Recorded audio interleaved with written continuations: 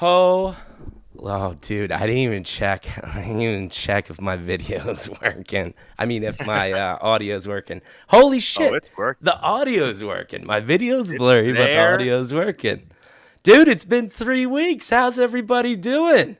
Oh Shit, bro, we got God, hype we've trains missed already. you. I haven't Hype seen a train hype going train in already. fucking weeks. Dude, this is exciting. We got Look some at big this. guests this week, starting with our man, CryptoGorilla. But before we do that, I want to just give some shout outs. Kurt Alexander, we saw you in New York. It was amazing hugging you. Bongi, I am wearing your New York City Fire Boom. Department t-shirt in honor Boom. of how amazing of a human being you are. So it was amazing to see you, Bongi. I think I saw Silos's name there. God, thank you. Stargirl, we love you. Meta Our girl. Sculptor, we Oh love man, you. Stars Godspeed, we takes such love good you. care of us. And of you, Mike. Let's get real honest. If it wasn't for her sending me messages on, she literally was like, "This is what you need to get Mike." Mike was down and out. He'll tell that story. Oh my Here's God. what you got to get So Mike. down and out. Here's where you can find it, and literally sent me the address in New York near where we were to get the correct actual medication. Amazing. Oh, dude, she had me taking ginger shots and shit. I was so fucked.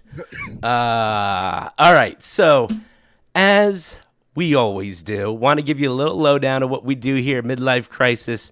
Then we've got our highly esteemed guests, and we'll start having some conversations. I think it was about 2 months ago, Maddie and I really took some time, and we kind of drilled down and wanted to really put a concise way of what Midlife Crisis is about, what we do. Fortunately, we've had a team of probably 4 to 5 people come to us and literally said, hey, we love you guys. We love what you're doing. We want to be a part of that. We want to help show your passion for NFTs and just entrepreneurship, being genuine and all around. So with that, we have this cool group of people. We're talking about NFTs. We're talking about crypto. We're trying to build an insane media empire, one of the first media empires in this space, along with awesome people like Gorilla. And how we do that is very simple things like this. We have open, genuine formats, AMAs with people. We don't see a lot of this in this space. We pride ourselves on this. We think we're pretty good. I am not good at production. I'm sorry that my camera is blurry. I keep on looking up and it's super annoying me. Hopefully it works itself out. But yeah, we have genuine conversations and I screw shit up like this all the time. That's what we do. It brings a different flavor to what you see in the space. It's not these shilled Twitter spaces that we all are so used to. And with that, we just have some basic principles, and that really is bringing the lost art of genuine human connection back. Can't wait to connect with Gorilla. But before he says hi, I got a couple fun facts about this beautiful human. Beautiful, beautiful human. Couple things that you didn't know. Well, let's just start with the kind of the general stats that some might know. You know, he's got a measly close to 200,000 followers on Twitter. He's almost got around 40,000 subs on YouTube. You know, just some small numbers like that. But on top of that, dude ran his own web development company for 8 years. And if you want to talk about not barely sleeping or eating because he was so busy, on top of it, for that 8 years, this dude didn't even have a TV.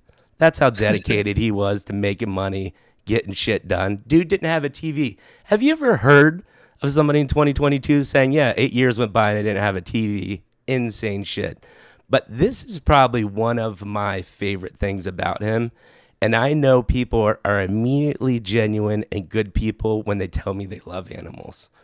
And Gorilla's an animal lover. He's got a cat. He had a beautiful dog that has since passed away. I'm Yeah, sorry. volunteered at a shelter. There it is. There it Look is. at the cat. Look at the cat. And without further ado, Gorilla, how you doing, man? So excited you're here. How's it going? Good to Now see you, she's man. upset. She was sleeping. She's like, "Why'd you pick me up?" So wait. You just peed on your chest. Is that, I think I watched one video and that's how you start your YouTube videos? That's how I started. That's when I first came up with like my whole branding. There was a few different brands I wanted to go with, and one of them was going to be Revolution of Crypto. So I'm from Quebec. We speak French. So I was going to say Vive la Révolution. It's also when Michael Saylor was popular and he had like the pirate ship behind him or the sailboat. So it was that or an animal. And then I literally Googled every animal, like crypto dragon, crypto wolf. And then with the whole like, gorilla, diamond hands, I was like, oh, gorilla. And then I used to beat my chest and make a gorilla sound. And I cut the gorilla sound. And I've tried cutting the chest beat. And then I always get a comment like, oh, you didn't bang your chest this time. So I'm like, I can't cut it out. I love it. I love it. Other disclaimer. Real quick. Go ahead. Real quick. I was going to say, I think I'm giving the same disclaimer Mike was about. Not financial advice? Yeah. Not financial advice. No. This is health advice, which is apparently it's already gone through in chat. Most of you already know, you guys know. But yeah, Mikey and I got hit real hard post NFT NYC with the viddies. We got the viddy bang bang. And Gorilla did rough, too. So. Gorilla did too. Yeah, Gorilla. Oh man, we all got the airdrop, dude. I think I mean, apparently, well, so the only person that didn't get it is Kurt Alexander. So whatever the secret is, text Kurt in chat. I don't know how he was able to. He like just slid in, hung out a couple New York parties, around millions of people, gets all the pictures, rolls out, doesn't even have a cough, and so. Dude, yeah, I'll tell you right now. I'll tell you two things. I know why Kurt didn't get it. One, he's a male model and he's a beautiful human being. Two, I think COVID saw him. They're like, I don't want to mess that guy's life up. And then two, this dude's just drinking straight tequila the whole week. That is true. Every time I saw it, Matt's just coughing. So every time I saw Kurt, he's just drinking straight tequila. Anybody that drinks just straight tequila with no ice, he's killing shit immediately in his body. Oh my gosh, I love it. I love it. And plus, we immediately bonded over the Irish goodbye. All right, so nailed it. That is exactly how I leave parties. You just gotta quietly disappear, and everybody's looking around like, where was Kurt? Just little fact about Kurt at the hate party. Dude might have got a little sloppy drunk, like some other people there, and he just disappeared at about 1 a.m. No one knew where he went, and he sure enough told himself he needed to go home and take a rest. Well, apparently he dodged the vid. That's how it happened. He dodged the vid. So, Maddie, I'm going to let you ask the first question because I'm going to unplug my webcam and plug it back in to see if that helps me not being blurry. So I'll let you go with the first question, and I can hear you guys while I'm doing this, so no worries about me missing the convo. All right, Gorilla. So we already told you we always start each conversation with the same question. And that is, tell us your origin story. How did you end up in the seat that you're sitting in today? So I guess there's two versions. There's kind of like the crypto version and there's the career version. I'll do the longer one, which is the career version, and I'll tie the crypto one in there. So YouTube-wise, I've always wanted to do YouTube. I remember when YouTube came around, I just wanted to do it. I didn't know what I could do. I was nervous putting my face out there. If all the comments and people are going to know who I am. I'd say around 10 years ago, a couple of friends, one of them was working at a electronics store called Future Shop, which doesn't exist, at least where I live. It's like, I think they got bought up by Best Buy or something, basically Best Buy. And so he was able to get products, and he started a product review video thing on YouTube. And then I joined with another friend, and we just started writing skits. So it was review there. You can still find them. It's called the Tech Over, like takeover, but tech over. Got it. All right. There's a few still online, and it was funny. It's like a MacBook Air review with soothing voice. So the whole time he's talking to you like all really calm and gentle like that, and that's the whole joke. Or like he makes a sandwich while he's reviewing it. It was supposed to be funny. And then one of them was like a big fanboy of Apple. One of them despises Apple. So we had this like versus series, and then we added skits to it.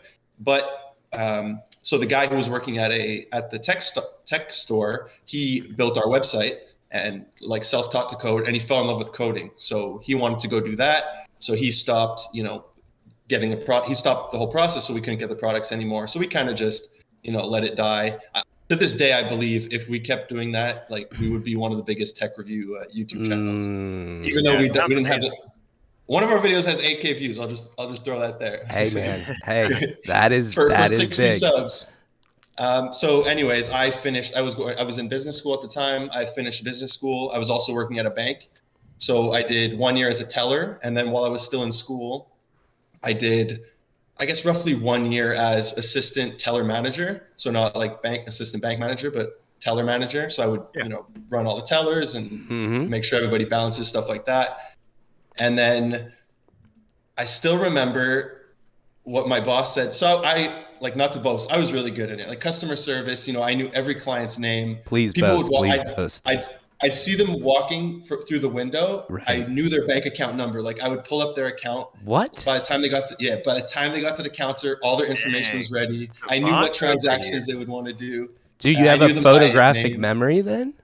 I guess I do. Yeah. I'm good with numbers and with like song lyrics. Lyrics I could remember. I can hear a song a couple times and just know the song. Like my friends always joke around with that kind of stuff. Movies too. Like I could recite you a movie from start to finish. Maddie will give you a run for your money on that one. I am that way with movies, but isn't it weird?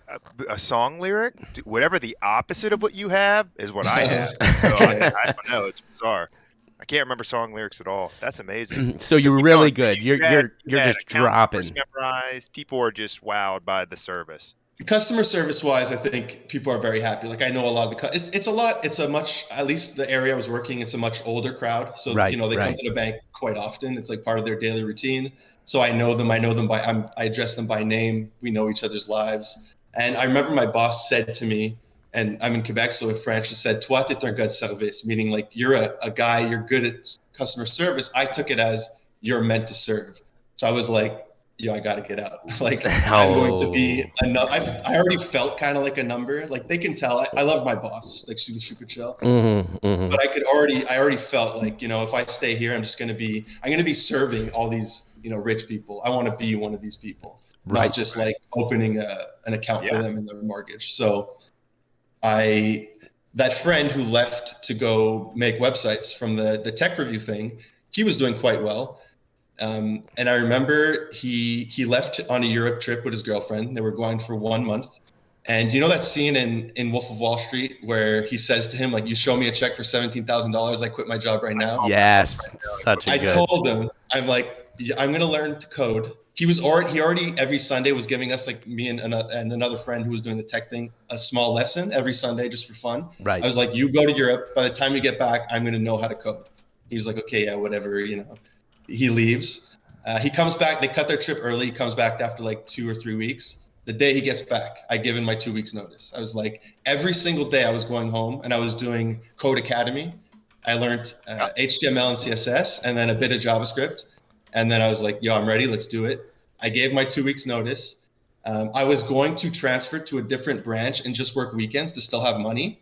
Yeah. But it was all set up. Like I met the boss, she approved me. And then I was like, you know what? I have to go all in. If not, like, I'm just not going to do this. Cortez, burn the ships. Yeah, burn the ships. We can't go back. So I quit. They were not pleased because they were all set up for me to start working there. But anyways, I start working. He lives close to me and his mom had just bought a duplex downtown.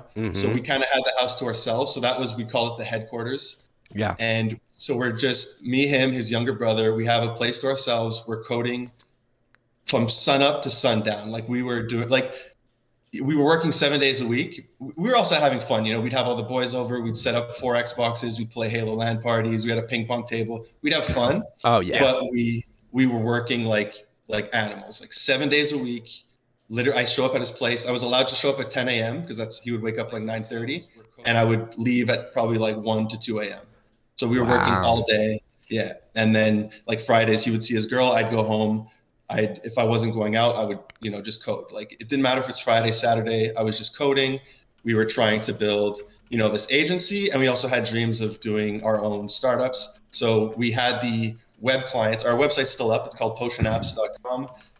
We had some great clients over the years, that kind of kept us alive. But what we were really trying to do is build our own like software as a service or our own startup. We wanted to have that the whole Silicon Valley life. Yeah. Yeah. So we start off as 4, me, him, his name is Vince, his younger brother, and then our other friend, we call him Puff. Puff, I like it. Puff, yeah. His brother didn't stay with us very long. And then after a few years, like it was rocky, we weren't making the big bucks, and, Puff had a mortgage to pay. So he went to work where he still works at a video game company. He loves video games. So he's a programmer at a video game company. And then it was just Vince and myself. So we were still like 7 days a week, like we went on one vacation because his sister was at the time a flight attendant. So we went on, it was like $50 to go on vacation. We went to South Korea, and even there every day, like we were working. We still did the tourist thing, but we would wake up early, go to a coffee shop, work. Like we had all our client stuff to do. So this lasted 8 years of nonstop, 7 days a week working. And I loved it. Like I don't drink or anything, so I never went to clubs. I never went to bars. So for me, working on a Friday night or Saturday night, that's what I want to do. So I loved that. We tried, I want to say 3. I mean, we had a few other ideas, but some of them didn't last long. But 3 main startups. We tried doing a CMS, which is a content management system. So when you have a website where you enter all their information, we built a custom one. Then we kind of let that slide, and then we started one called Potion Search, which was a local database, or a local, I guess a database of all the stores in your area. The mistake, we went for grocery stores, big mistake. We should have done something niche, like, I don't know, shoes or something. So basically you would enter your grocery list, and it would check all the stores in your area, and it would give you the cheapest list. There's like Reebok and all, which people use, but ours was very specific, not just items on discount, just any item. The big mistake there was we did groceries, and the problem with grocery stores, at least where I live, is nobody has inventory. So you'd have your list, you'd get to the store, they don't have any items that are on your list because they don't have it's not location-based inventory. It's just, Metro carries these items, but it doesn't mean your Metro carries those items. Got you. So going back, you said you like shoes would have been a big win. Something more niche, or maybe working with smaller shops that use Shopify or something, like maybe approaching Shopify, or we have Lightspeed in Montreal, approaching one of those guys and making a deal with them. That would have probably been the better play. Yeah. So that we tried to get funding for that. We were maybe going to get like a government grant, but then we said, you know what, we have this CMS that we already kind of built. Let's keep doing that. Yeah. Of course, we rebuild the whole thing. It takes like a year. I think our biggest issue was we were both developers. So we just put our head down in code for like 6 months instead of, talking to customers, talking to potential customers or our target audience. So by the time we'd have a product ready, we have nobody's ready to use it. Right. And that's really what happened with the CMS. CMS, like, I'm not sure how much you know about it, but a lot of people, they'll use WordPress, for example. Even though they have a million complaints about WordPress, it's the safest because it's not going anywhere. Yep. Whereas if we put them on our CMS and then we disappear tomorrow, they're screwed. Yep. Like, what do they do for their website? Yep. So even though they were already our customers, they loved us, they were like, yeah, we don't want to switch. So we kind of had this product that nobody trusted us enough to use, or trusted the product to use. Real quick note on that. I've worked for corporate America for a long time, and we are always screwed because they always thought, we're going to build an in-house CMS. Developers would leave, and no one knew how to do anything. Yeah. You're looking at somebody else's code, and it's a mess. Oh, it's always a hot mess, man. And they go back and forth like, I don't want to play an outside vendor. We're going to do it in. And they never can make their mind up. It's just a hot mess. Yeah. So that's kind of what we had to deal with working with all these web clients too. Sometimes we take over some other person's code and we're just like, I don't want to do this. But, having the agency, as cool as it is, at the end of the day, it's customer service. It's the same thing I was doing at the bank, except at least I was my boss, but it's just, service in that sense. That's really interesting for you to hear you say that, because I actually didn't think you were going that way, but you're totally right. You're just servicing clients, right? It's an agency, and the only way to grow it is to get more clients and hire employees. And I don't know, both Vince and myself, we didn't want that kind of life. We really wanted the startup life, like having our own brand or company, but we didn't necessarily want to constantly the lifespan of your company relies on what current deal you have, what Right. website you're currently building or maintaining. And like, we both didn't want that. So towards the final year, I kind of was falling off. I started playing a bit more video. Like there's months at a time where I literally deleted every video game. Like I have a TV now, but I didn't have a TV for 8 years. Like I wouldn't watch TV. I wouldn't watch sporting events. I wouldn't play games. Like I was playing League of Legends. The one friend that I play with, he knew I would have to manually install the game if we were going to play. And then when we're done, I delete it. Right. So that's how like severe I was with everything. Dude. Which is good. I feel like you have to be that way. Dude. Got the blinders on. I like it. Dude, I love it. But it didn't pay off. Like I wasn't, I didn't get rich like I wanted to be. I always wanted to be rich. I'm 32. I wanted to be rich by the time I'm 25. Wishing it doesn't make it happen. Like that's what people don't realize, True. Dude, Maddie and I had many conversations when we were 25 about the same exact thing, and we're 40, so we're still working on it. It's tough, man. Everybody wants it, but they don't realize how much work it takes, and how the odds of success are like very low. Like it is very tough to do it. Yeah, it's so. Like before, I know you got a story about the NFT, but I think I want to jump in here because I think this is a really good point, and I think it's really interesting to hear because this comes up a lot, right? And one question I'm always interested in around this topic is, what does your, I think what could you tell your 25-year-old self about just that mentality? I want to get rich, like, because for me, I would say chasing the money and the ideal of being rich is not the answer, and that's taken me 40 years to get there. What are your thoughts or twists on that vision or that thought? I think it's like Steve Jobs or somebody who says like you have to love what you do or else you're not going to be able to do it. Yeah, I think that's true when it's not working out, but I don't see a problem in chasing, money. If you find something that you can do and make money at, I think it's fine. At least for me, I'm able to just power through and, put in the hours and do like the work that's unpleasant, knowing that if it's actually giving me those returns, it might turn out that way, then yeah, it's definitely not worth it. There were a lot of times where, sorry? It's not forever. That's the thing. Hustle now, play later. That's the idea. If it works, that's the thing. If it works. Yeah, 100%. Right. I think one of the issues with the web agency, like, so for the apps and that we were trying to build, we were, I had to learn like Vue or React, like different languages. I was getting better at coding. Whereas when I'm doing these client websites and it's just WordPress or Shopify, I'm not leveling up. I'm just doing Shopify or WordPress with like PHP or whatever, Liquid, whatever it was. So I felt like I was just wasting away. It was just putting in hours for 100 or whatever our rate was with the client, dollars an hour, and I'm not leveling up. So I'm not learning anything. I'm not getting better. So I'm just always going to be at that level. I guess the advice I would give to myself is like, get out there. It's a lot about who you know and networking, a lot more than just building something. Talk to your customers. Like I was very shy too. So I go, even to this day, I go to events, like I'm in the corner, head down on my phone. I'm not approaching people like, hi, nice to meet you. Right. I'm very in my head, in my own world. Sure. Isn't that ironic with close to 200,000 followers on Twitter and 40,000 followers on YouTube? I mean, but it goes to show that your work ethic is what got you there, right? Mm-hmm. Yeah. And that is what people don't understand. And I think it goes to kind of the NFT question people ask all the time.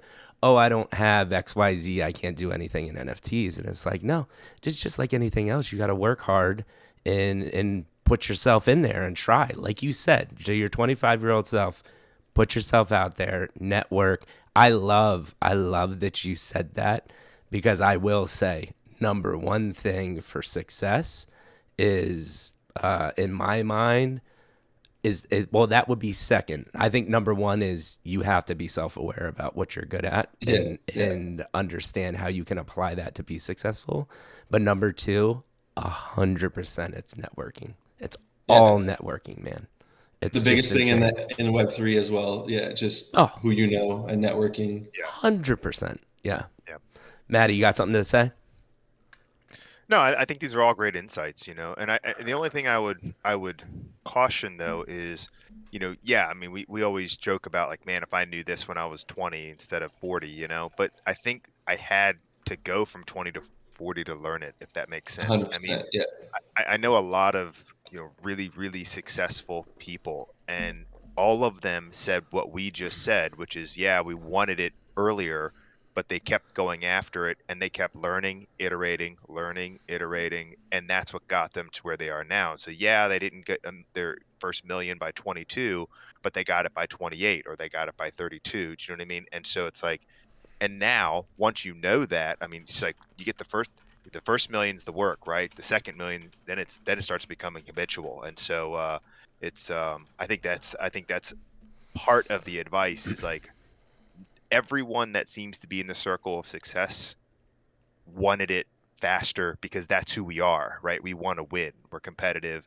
I think a big difference maker is, I think what you said, right? Are you willing to go after whatever it takes, learn and adjust and make moves, right? Because some people will stay on that bone and run that web development company for, I'm going to do this for 40 years, hell or high water, I'm going to make it work. And it's like you have to be able to shift where the money is. It's just that's the nature of all business. So Yeah. And had I not gone through those 8 years of a lot of pain and a lot of hard work, I would exactly. not be successful at 0% chance at what I do now. Right. Like I learned Exactly. a lot about So myself. I learned a lot. yeah, Dude. you took care of the metal, man. Hone the metal, get it ready, then you make the sword, right? Yeah, You're exactly. giving me chills, man. I moved across the country not knowing anybody. And I always tell everybody that 4 years, the first 4 years, I learned so much more about myself, which has allowed me to get to where I am today. And that self-awareness part, man, it's so big. Yeah. All right, so had to go off on that tangent because I loved what you were saying. I love those types of conversations. Let's bring it back to you're coming towards the end of the 8-year gap. You're like, listen, this isn't working out. What's next after that? Yeah. So at the time, we had the headquarters, like the house, Yep. but and his mom sold that house, so they moved in with. She had a duplex, so they moved in on top of her. I was still living at home till I think like 26, and then once my beautiful dog, who I have a picture right here, it's falling. It's a Lego picture frame that I built. Once he passed away, because I pretty much stayed for him. Once he passed away, I moved out with a friend, and then we were like, yo, it just makes sense. Let's live together. So I moved in with them.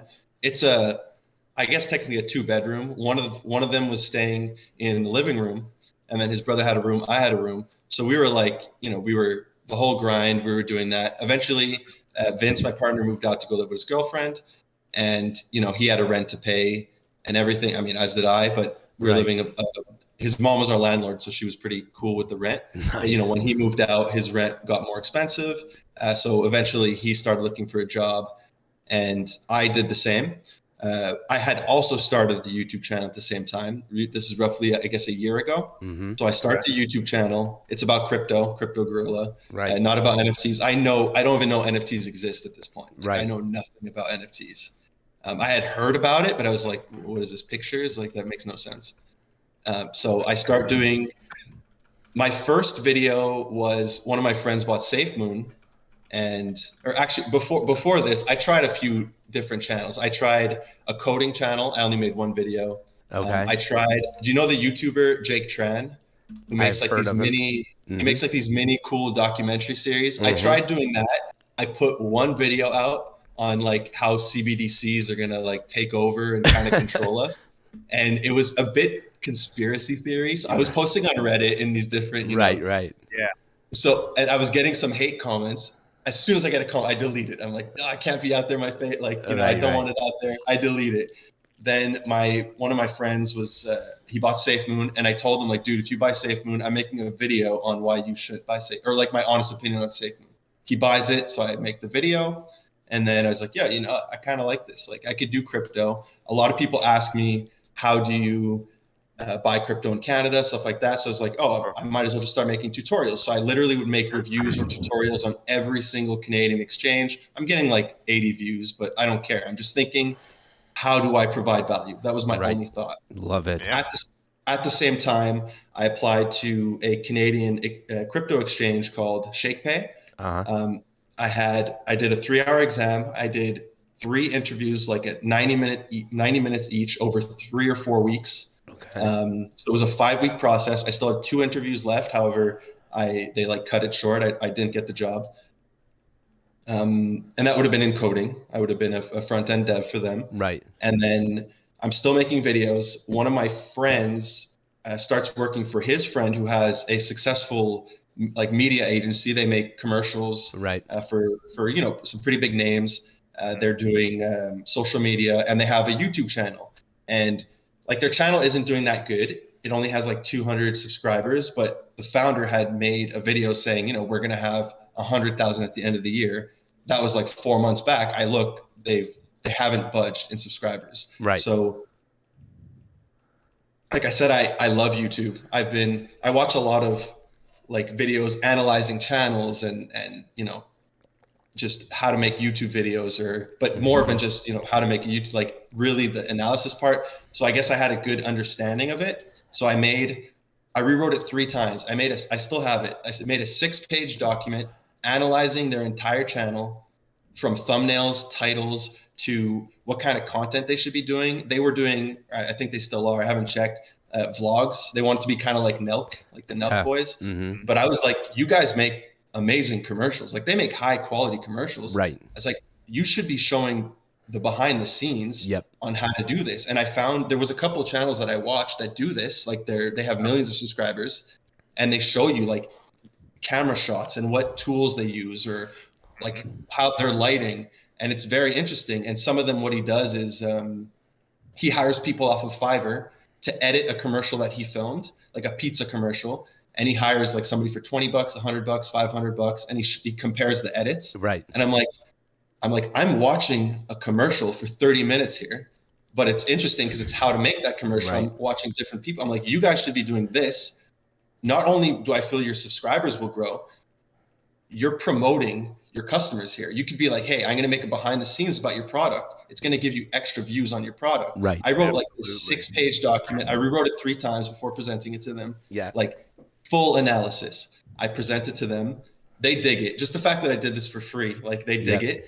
So they give me footage to edit. I've never edited like him. I had edited a video for when I was working at the bank. I did like this video. I edited it. I filmed it, like directed it, edited it. I was really proud of it, but I have never done like real editing. They also need a developer, so they interview me to be a developer. Mid-interview, I remember this feeling, and like I know them, so it's like it's like buddy talking. It's not like a real interview. Mid-interview, I was just like, yeah, this ain't for me. Like I don't want to work for somebody else. I just was my own boss for 8 years. Right. I want to be my own boss. Right. Even though like, it's not paying anything, I want to give this YouTube thing a shot. I think I was at like 400 or 500 subscribers by then. Yep. So, we end the interview. I'm like, screw it. I'm going all in on YouTube. I keep making the videos. At this time, I'm watching guys like Brett, like the Brett way. He just explodes from 1,000 to 10,000. I'm like, I want to be like this. He's doing NFTs. So I'm like, okay, people want NFTs. I don't know what an NFT. I even have a video where I say I don't understand NFTs. So I'm like, okay, in order to make a tutorial how to buy NFTs, I got to buy an NFT.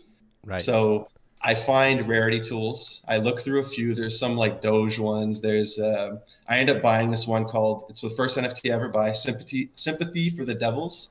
I like the art. It's like I've used Discord a bit for gaming, but it's the first time I use Discord. Like I jump in a voice chat, I hear the founders talk. I have no idea what's going on at this point. Okay? Mm-hmm. It doesn't sell out. Their supply is 6666. They sell like 4,000. But the founders jump in voice chat. They're like, here's what we're gonna do. We're gonna make this work. And to their credit, they do. They sell out. The floor goes. Wow. It was 0.066 mint price. It was down to 0.03, then it goes to 0.09. So I'm like, okay, I can get my money back. So I sell it. my first ever NFT, I paper handed. It goes to 0.66, which was their target price. Devils, 0.66. Right. So that was my first real experience in NFTs. I start making some videos, and I start, discovering more projects. I missed the whole Bored Apes, Cool Cats, Doge Pound, but I got in around Crypto Dads. That was like my first big win.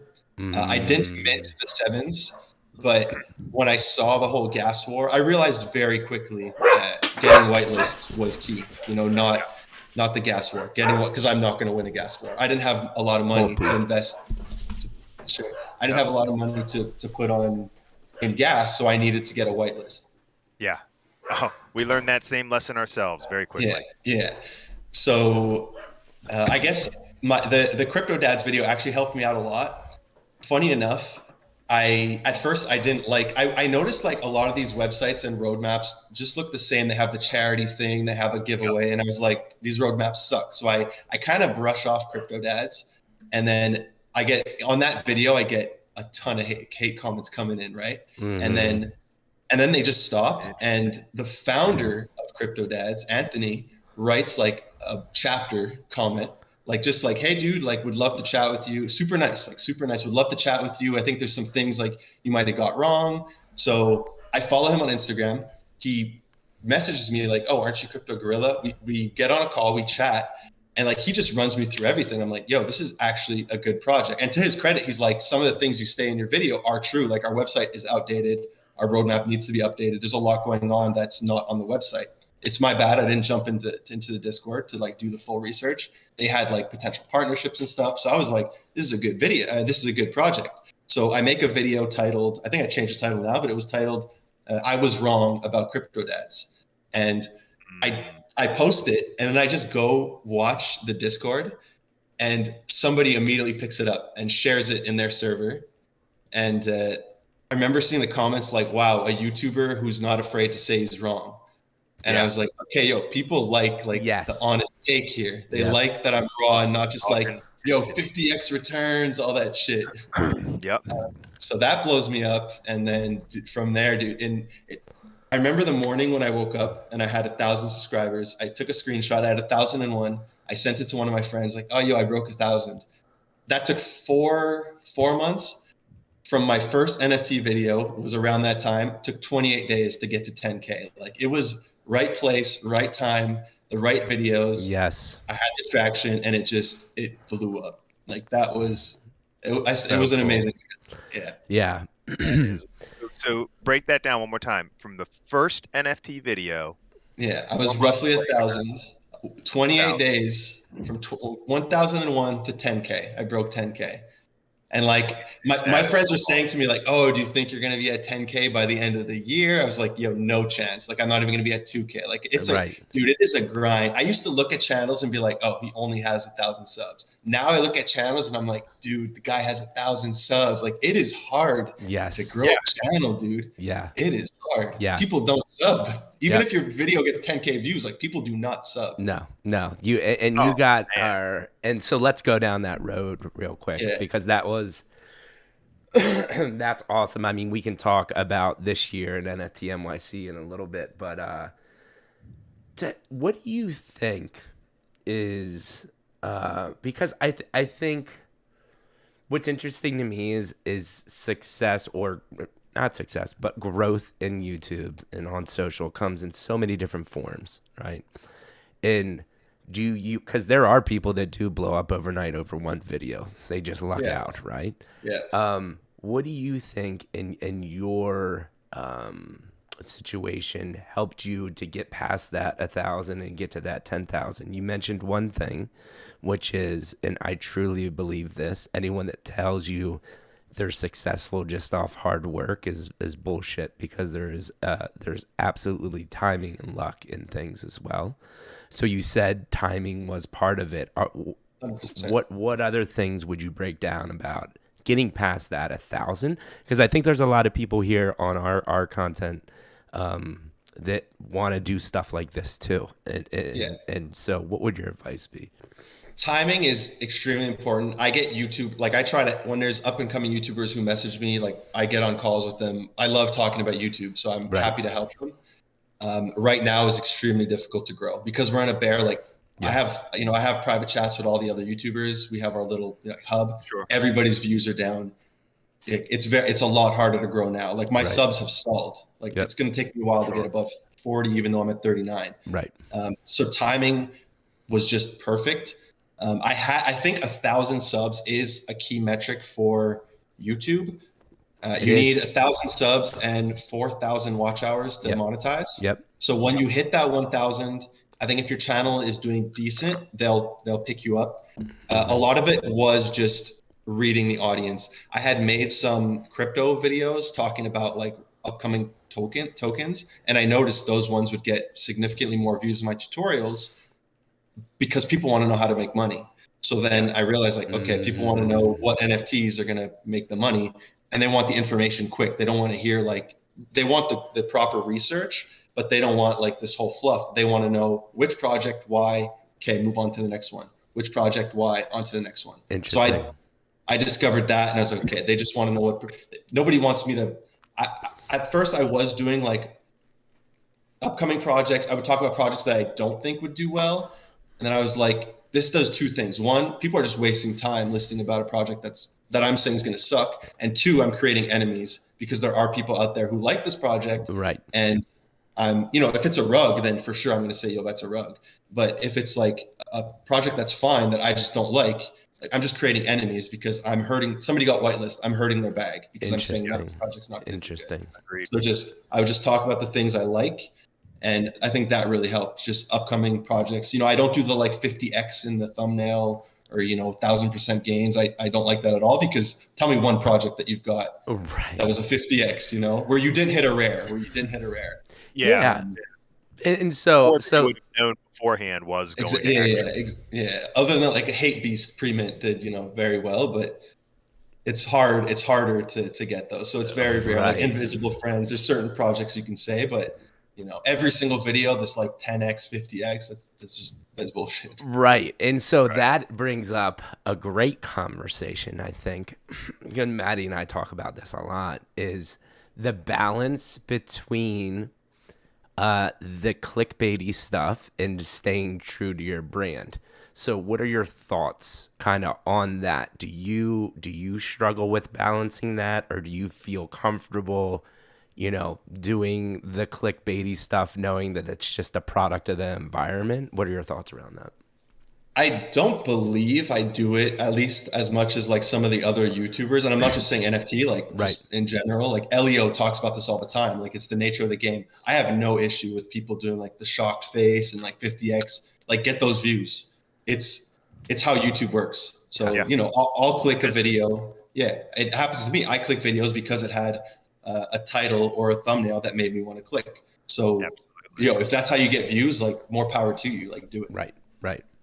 And so, but for your brand in particular, take us through that. Like when you're doing thumbnails or you're creating content, do you feel like you tend to go truer to your brand and the vibe that you're trying to get across? Like, what is your thought process there? I don't even think about it. I don't think. I just, I write, like for my videos, I write a script beforehand. I do the research, I write a script, I read it once. And then when I'm filming, it's literally looking at the camera, then looking at my script, reading, okay, what point am I saying next? Looking at the camera. Right. For the thumbnails, I don't even do them anymore. I have somebody else who does them. But when I did, I guess title, I will do it. I put like in parentheses, like urgent or like don't miss. Right. So that part, because you want to get those views. You want to get, the more views you get, the bigger your channel gets, the more opportunity I get, because then I could talk to a project or to whoever. So it's this weird game, but I have no issue with when people do it. Right. Maddie, do you have any thoughts around these? Yeah. So I love that we're kind of breaking it down this way, because I also think that different, and I don't know if this is the right word, genres, maybe different like types of video content. Maybe some of the rules shift and change, but I think for crypto or just investments in general, there is a like at the end of the day, people want to make money. They want to feel like they're getting some type of inside track information. It's just a natural human instinct. It's a draw, oh man, this could be the video I watch that leads to whatever, right? So I get that. And I do think it's interesting because in other areas you see in YouTube, whether it be product reviews, like you were doing tech reviews and things like that, there might be different things that attract people to it. Let me ask you this. What do you think? Because a couple people in the chat have mentioned timing as well. And you mentioned that. Now, there's two aspects of that. There's timing is when you release a video, but you also said people want it kind of short, sweet. What do I need to know? What's the facts? Have you found that a duration of video has worked well for you when you break the metrics down? I don't look at the metrics as much as I should. I definitely should look at them more. I kind of stopped caring, to be honest. Right. Interesting.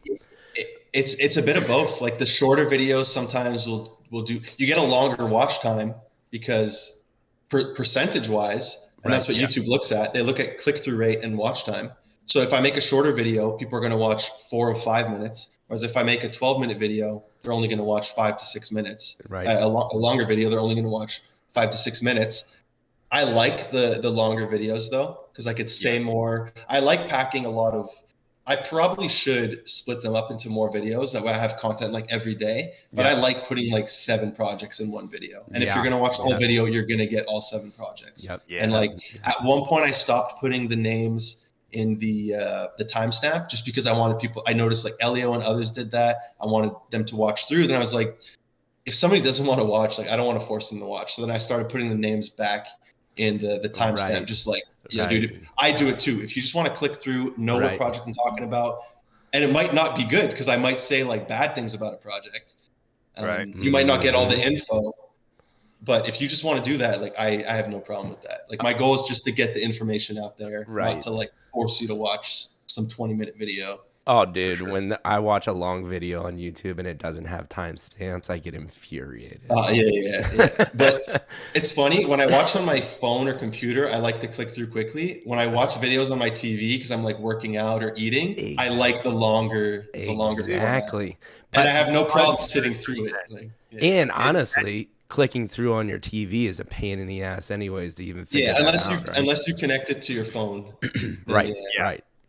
But no, you make a great point, right? Because so it's funny because when Mike and I started out streaming video game content, a lot of the stuff we were watching on YouTube would be like build videos on how to build a character in this game and you know, to essentially build like the best possible character, do the most DPS or something.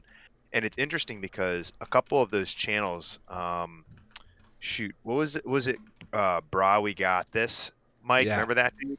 Mm-hmm. And I thought it was interesting because what had happened was he had just started a channel, and we started watching him as what you described, Gorilla, as like that he had just hit 1,000 and then blew up, right? So he went from like really not being a thing in the space to suddenly like he was some of the most watched videos. And so he started really paying attention to like what was working and what wasn't. Whereas before he was really just having a good time and didn't really care. Mm-hmm. And it's interesting because he used to do all of his videos like 30, 40 minutes. And then all of a sudden none of his videos were over 15 minutes. He would keep them down under. And again, who knows how the algorithm and all that stuff changed. But he said specifically, he kept reading in comments. What was happening was people had enough time to like listen to a video, and after about 15 minutes he found people were either turning it off or they weren't listening to it or whatnot. And so he's like, well, I might as well just keep my videos to that. And that was a huge factor, you know, for him getting a lot more views. But he said the one thing that you just said, when I do this, I listen to YouTube videos, long form content when I work out. And so I don't care if it's 45 minutes. Doesn't bother me. You almost want it to be. Because I'm. If not, it's like, I have to find something else. Exactly. So it's very interesting that you say that, because there really is like you have to be thinking about different types of audiences to put the content out there. That's interesting. The type of NFT videos that I like that are longer, it's something I like. NFT Verse. I don't know if you know him. What he does like news and. Recapping the week. That I like that his videos are 25 minutes because I throw that on the TV. I'm eating, I'm working out. I'll let the whole thing play. But if it's like 25 minutes talking about 2 projects and you're just going on, at one point it's like, okay, I get it. No. I should keep an eye on this project. Yeah. And I think, you know, Maddie and I talk about this too. So one of the cool things I got to do when you spend $2 billion on advertising, you get to do a lot of interesting things. And we were one of the top advertisers on YouTube at the time. And so we went to their original YouTube creator studios that they opened in Chelsea Market in New York. And it was interesting to hear how to, because YouTube has their own content mechanism too, right? Which is what we're talking about. You should have long form, you should have medium format, and you should have short form. That way, when somebody comes, they have your whole platter of authoring of content and can sift through it to their liking. And that's really the ultimate goal of what you're trying to build, is types of content for many different audiences in different formats. And they have that whole, I don't know if you've heard of this hub, hero, hygiene kind of layering of content, where hero is your like, hey, you spent some money to produce this. The hygiene is more like, hey, I go to Gorilla's YouTube video because I like his reviews, and I know that's what I'm going to get every time. And then there's the small snippets that'll give you just kind of quick hitters, quick tips that can keep you engaged and then link up to some higher content. So it's interesting to see how everyone has their own nuances to play with it. And so there's a couple comments that I want to pull out, which I think is interesting. One, WFT, I don't know if you know who they are, CryptoGorilla, but they have not missed one of your YouTube videos in the last 6 months. That's pretty damn impressive. So WFT, thank you for supporting us content creators, because that's freaking awesome. We got a couple people in chat that have never missed one of our streams, so we appreciate you all too. Two, and I don't know if you think about this at all, Crypto, but there's a lot of people in our chat that say they'll watch, because we have, like we said, 2 to 3 hour conversations. They're like 30 minutes max. I'll watch you guys on YouTube, but I cannot leave your guys' live stream, which is 3 hours. That's very interesting to me on that dynamic. And it seems like a lot of the comments here are because I feel like I'm chilling with my family. And I think it's that, like I was telling you before we went on, this stream, this interactive part is interesting and enticing to people. What are your thoughts there, Crypto? Did you ever think about it that way? Or is that you're kind of like, oh, that makes sense to me too? I've even debated doing like podcasts. I've spoken to some other NFT influencers, and I've even debated doing just a random, like a Joe Rogan style podcast. Right. But I agree. People, the live stream thing, even myself, like if I'm listening to, I don't know, Joe Rogan, it's like you don't want to miss a part of that conversation. Right. Whereas YouTube, for some reason I have no problem dropping off halfway. Worst case, I could just come back. Yep. But the conversation, something about it being like 3 hours and like having to find the spot and all that. Yeah. It's funny, even when I have a voice chat in my private server, when we're chatting, some people they'll be there, they won't say a word, but they'll stay there for like 2-3 hours. And to them, I feel like it's like listening to a podcast of me talking with some of the other members and just like shooting the shit about NFTs or life. Yep. And it's really interesting because some of our most avid followers, they don't even chat at all, but I'll get random DMs in Twitter and be like, bro, I freaking love you guys. And I'm like, you've never said anything to us. But they're like, I watch every single show. And it's interesting to see how people organize it. And then there's, when we were in NFT NYC, Silos, who's chatting, Bongi and Kurt Alexander, they've been chatting the whole time. Dude, we bought them drinks. We met in real life, got them into the HAPE event. We hammered it out, had a great time. And it's just like so cool to start seeing. And I think what's different, and I think what I'm getting at is there's that little layer with the live that if we were just a YouTube channel, I don't think we would have met those people in real life, because there's something about us organically. Like I said, like I think a lot of people get nervous about doing stuff in real time. Dude, I have fucked this stream up so many times that people just are like, oh, that's just Mikey being Mikey, right? So like when they see me in real life drinking a beer at the bar, it's almost like, oh, I know this dude already, and we've never even met before, right? And I swear, man, when we met Silos and Bongi and Kurt, it was like we were just picking up a conversation. It was a really, really cool feeling. For sure. Matt, any thoughts there? Well, a couple things. I think it was so also at NFT NYC, outside of the people we knew we were going to see, what was interesting is the ones we didn't know, right? I mean, we were walking around the PXN party, and it was weird because people would just tap you on the shoulder. They'd be like, "Oh, midlife crisis, I love you guys," and it's like they see us, but they don't realize when I don't know who I'm even talking to. I don't know who you are. You know what I mean? And so you're just saying, "I love you guys," and I just kind of roll with it. You know, like, cool, man. Hey, I hope you like the show. Tell me who you are, and then sometimes I'll get a screen name out of it, and it's like, oh my gosh, I had no idea that's who that was. You know. And that was kind of cool. Now, what's your take on that? Do you get that same kind of thing? Because again, people at least know your name. I mean, is it the same? How do you feel like it's been in your situation for that? Because you have a much larger sphere than we do. So you're talking about the live? Or just in meeting just in people life, at NFT NYC, people, and people being like, "Whoa, oh my gosh!" And you know, they feel like they have a connection to you because they've been listening to your videos for the last 6 months and haven't missed one. Yeah, it's funny. Some people took them a second. Like I'd have to say, even projects that I've dealt with for a while, like it took them as soon as I said CryptoGorilla, they're like, "Oh my god!" But looking at me, it took them a second. Right. Yeah. But yeah, it's the same. People come up to you, they're like, "Oh, I'm Josh," and I'm like, "Dude, you got to tell me your Discord handle or your Twitter, or like, I don't know who Josh is, like." Right. Yeah. I got a couple of those too, and I'm like, bro, I can't. I don't know what to say to you. I mean, nice to meet you, Josh, but I have no clue who you are.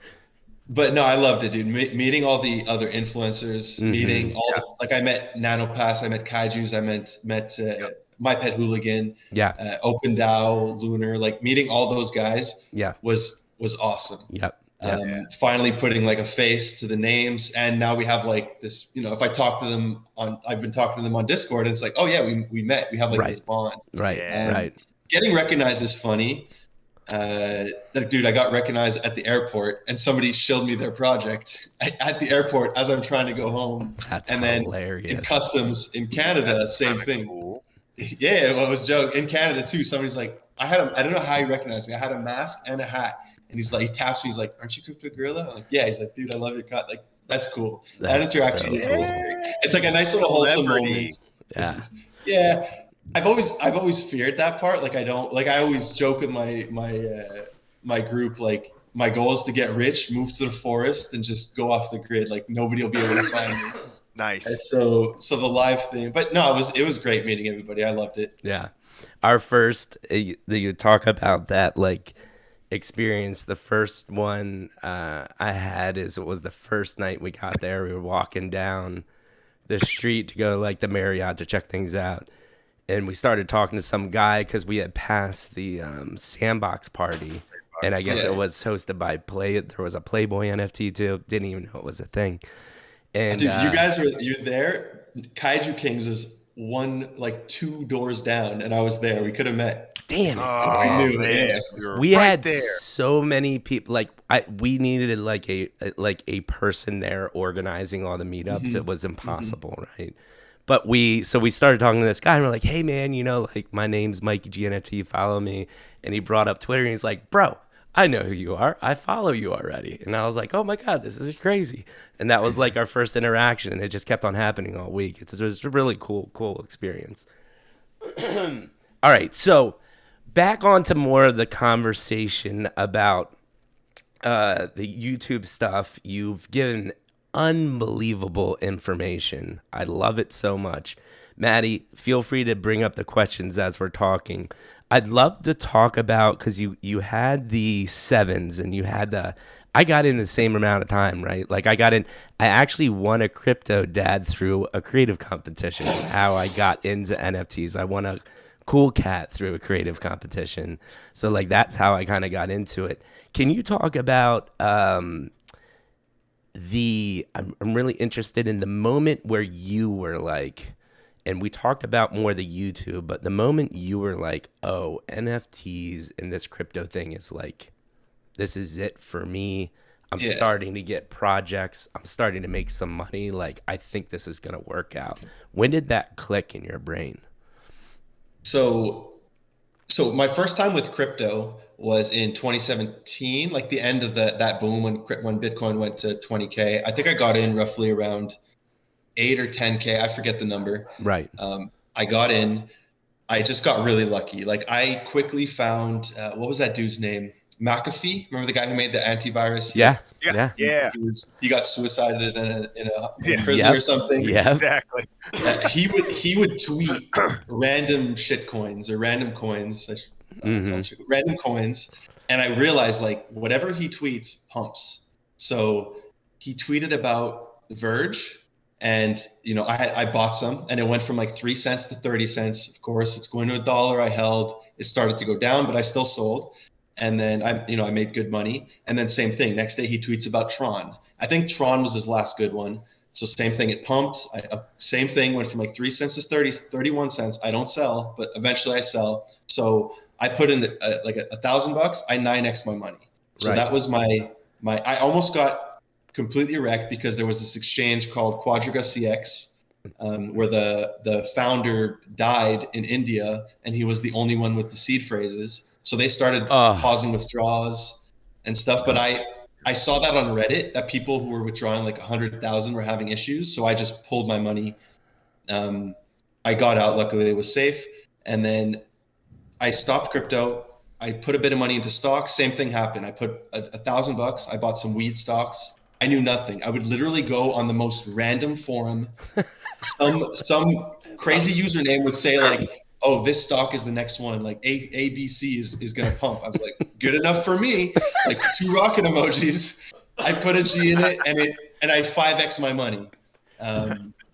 So my experience with investing is literally listening to randoms pull out a name, putting money, and it 9x's and it 5x's.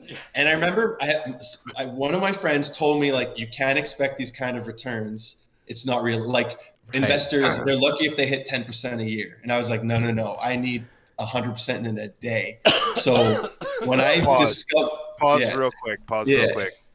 This disclaimer needs to be said, folks. This is financial advice. I just want you to know that I'm just kidding. This is for entertainment purposes only. Seriously though, your strategy that you just described, like my investment knowledge is just rando people on Reddit saying something, couple rocket emojis, boom. Not even Reddit, dude. Some random like Stockhouse forum. It's all I know. I don't even know the name. It's like orange and white. That's their branding, and it's like. You can't even follow the thread. You have to like go back individually, click each comment. I don't know. I would read 2 comments and be like, and YOLO it in. And then, oh my God. Hold on. We got to stop again. Seb's just gifted 25 subs. Hey. Sebs. Oh, I got one too. We missed Thank you, Sebs. Oh, Sebs. We love you, man. Thank you so much. But yes, I mean, listen. That story right there reiterates right place, right time. 100%. Luck, pure luck, dude. Pure luck. I was throwing darts blind to the dartboard and I hit the bullseye. Lucky. I could have got wrecked. Then 2020 happens with the whole COVID situation. Right. I started playing around with options. I got lucky, but I didn't cash out. But I did what you're not supposed to do. From working at the bank, I was lucky that I had a credit line. Mm-hmm. And although we were making decent money from the whole web stuff, I was floating. Like I was constantly, we'd get a good client. I would, make that money, get my way out of debt. And then I'd be at zero though. And then I'd slowly trickle back into debt. So it was 8 years of trickling back into debt. I had a car, I had a motorcycle, which was in Quebec. It's like mad expensive, like 2 G's a year just for registration. Really? Wow. Yeah. More. I would pay more per year in registration than I eventually sold the bike for. Wow. They do not want people on motorcycles, especially speed bikes. I had an R6, loved her, but it costed me so much money. Right. And the previous owner dropped it. Like it was in bad shape. I constantly had to fix it up, and man, it's sad getting rid of it, but miserable. I loved it though. I loved Yeah. it. It was fun, like ripping down the street. But yeah, like thankfully I sold it. I didn't know my clutch cable was about to snap, and the person who bought it found that. I would have gotten wrecked. Like another week on that bike, I would have been wrecked. Right. Dude, people just need to hang around you. You got random pages, 9xing money. I've always been lucky. Before you crash. I've always been lucky. So for the crypto, like when was, because I feel like what we're describing now is still kind of timing and some luck. Was there like, hey, this is one, I think what I'm getting at is twofold. One, this is what I really, really want to do. And then two, this is sustainable for me. So what were those two kind of light bulbs for you? So crypto, I don't know what the moment is, because even 2020, so we had the whole COVID crash. Right. I took $6,000 of debt, like not even cash. I had debt. I was just like, you know what? I'm already in debt. YOLO. So I put $6,000 of debt into the market. I bought like the coins that I knew, like XRP. You're killing me.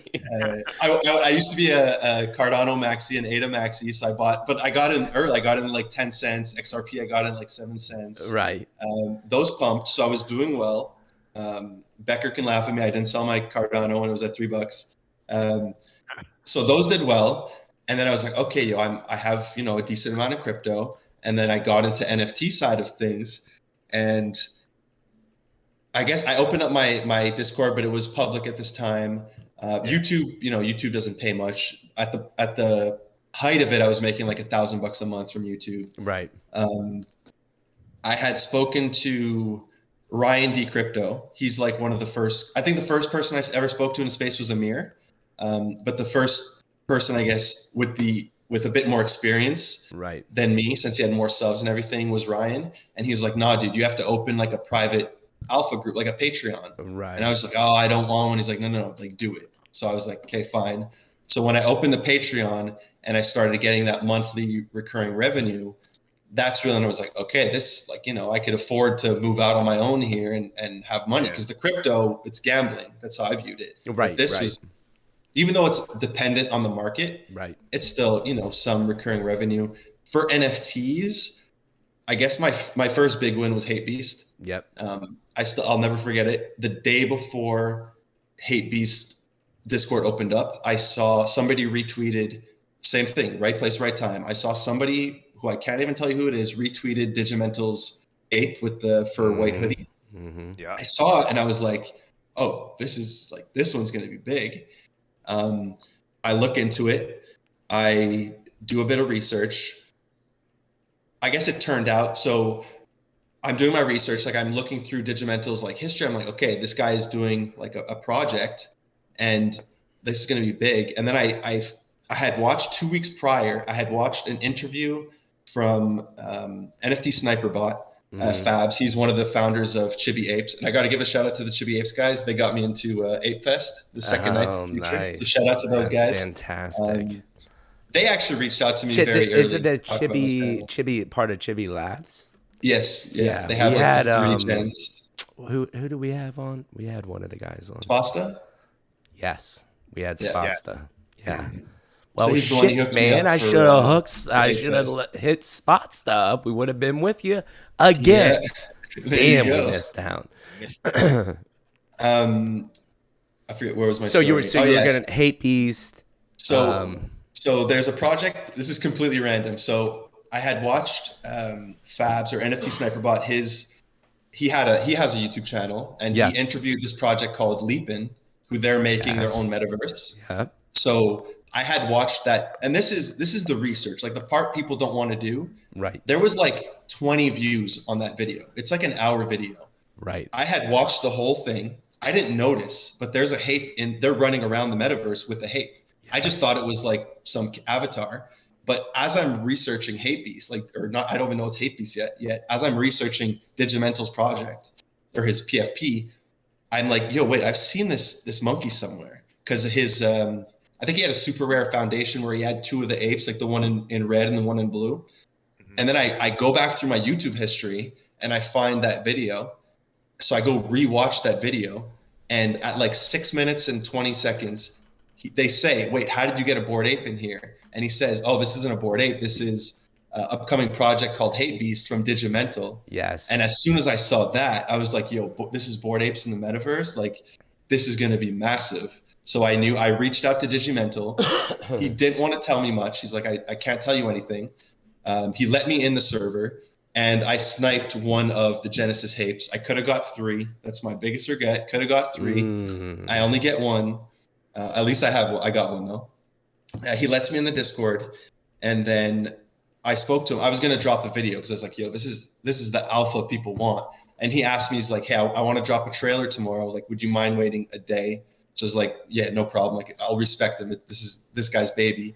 So I waited a day. Then I dropped that video, and that video blows up.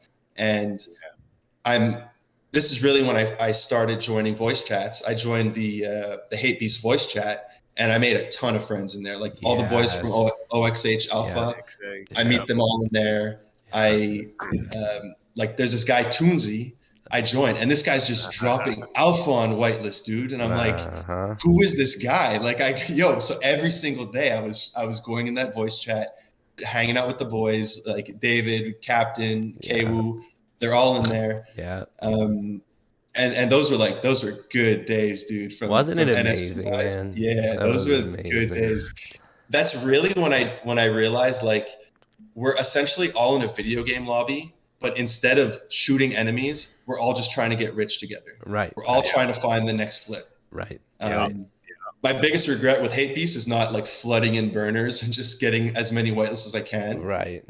But I think everybody thinks about that. Yeah. Yeah. I mean, that was my being able to be an original mod got me 4 of them. So that changed my career. And I became good friends with Christian because I was modding another project, and Christian hit me up and he was like, bro, you got to figure out how to mod this project. And right place, right time, right? I got in, I was probably like 1,200 people in, and I knew like this was my strategy. The big projects Discords, they're going to go ape shit. But most of the project founders at that time did not know to shut their DMs off. So I would go to the project founder immediately when I got in. I was like, hey, I am the mod for you. You need me. This is why. And I sent Digi 2 sentences, and he sent me 2 sentences back. He goes, sounds good, bro. Here's your profile picture. You're a mod. And I was okay. That's awesome. Yeah. So like right place, right time, right? And that allowed us to really build what we've built, you know?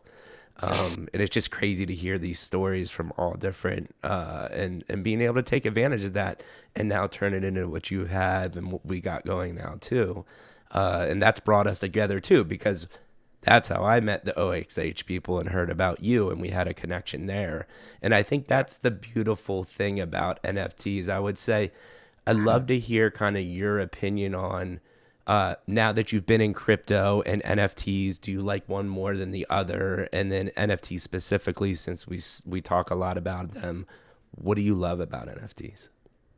Definitely the money. Yeah. You know, I'd be lying if I say that's not my prime motivation for being in NFTs. No, that's honest, and I love it. Yeah, I like NFTs a lot more than crypto because I find it a lot easier to understand, especially flip-wise. Like flip, all you have to gauge is hype. If you're investing long-term, then you have to judge, you know, is it a good team? Is it a good community? Are they able to deliver long-term? There's a lot of factors you have to consider. But if it's just for a flip, it's pure hype. Like, you know, I sold my Hate Beast.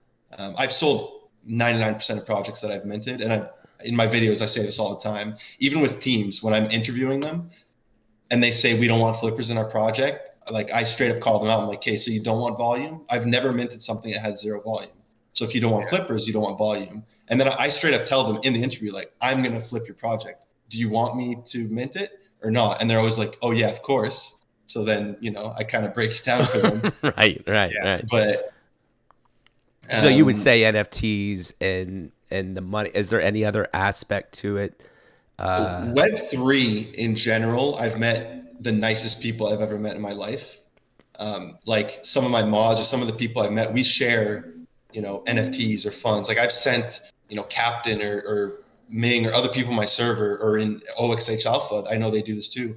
We've sent each other like 3 ETH. At the time, ETH was like 3,600. Right. Who's sending to someone you've never met $10,000? Right. For sure. And then they send it back with the profit. Like, no question. There was never any doubt in your mind. Right. Where else does this happen? Right. If I send somebody money over the internet, I am never seeing it again. For Right. some reason in this space, people care about the relationship and they care about their reputation. I mean, I'm not telling anybody to send money to somebody, but not financial advice.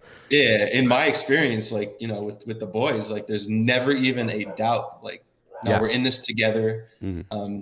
I don't believe in wag me. Like, we're all going to make it, because at the end of the day, there has to be a bag holder. Yep. Somebody has to lose. Yep. If everybody's winning, everybody's losing. Yep. But wag me on a small level, like my close group or OXH Alpha or like Nifty Nuggets or my private alpha, we can all make it. We can all help each other get there.